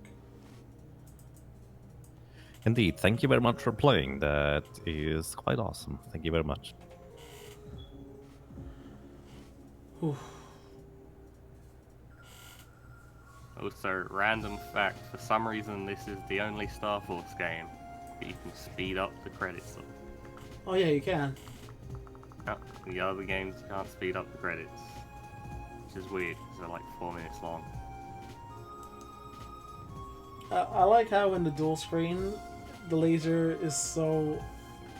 The laser looks funny. It doesn't look right, yeah. Even on the actual DS, it doesn't look aligned correctly, even though it is. It's just because of the middle part. Hang on. Look at Sonya's. What is that? You're kidding me. I've never noticed Sonya's before. That's a joke. It was like 3 lines. Andromeda is a mess. What is Ophiuchus? I told you it's what's it called? What I said. The circle isn't even part of. Whatever. Wow, if you look closely, Fat Kid, the Leo looks like a frog. Looks like a what? You cut out. A frog. It kind of looks like a frog. Ribbit. I Wait. see it. It looks kind of like a frog. I can't see. Oh, maybe it's this, Leo. Yeah, it's the Leo symbol. Oh no, it's the same. I don't see the frog, I'm afraid. No? Nah. We did win. But yeah, obviously an X run's coming up, so I guess good luck to Witch's X on that one. But I'm sure Yagamoth will explain that. Yes, Or whoever. indeed. So once again, thank you very much for your run. Thank you for your time spent and invested. That is really appreciated. Thank you very much. Sorry we didn't get to start immediately because of technical difficulties, but I'm glad we got that going. Yeah, that happens. It will be fine. So, next up, we will have Time Spinner by Witch's Hex, and that will be. Actually, that is a very recent release, so I'm not sure which kind of category it is exactly. But Time Spinner is a really fascinating type of Metroidvania game, pretty fast paced action, but at the same time, very technical due to its elements. So, if you've never seen it, I recommend you stick around, watch it, or just play it yourself. That is kind of awesome. Time Spinner? Time Oh. Spinner. Yes. Wait, did I say it, Mr.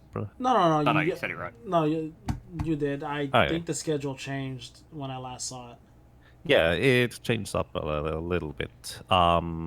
Basically, just trying to adjust the things. So, and I believe the restream is going to be handed over, which means we are going to have the channel go down for a short while. I think that will be done in chat. In the meantime, thank you for watching and stick around. Thanks for watching. Bye. Thank you, Fat Kid, From and us, thank you, anyway. everybody.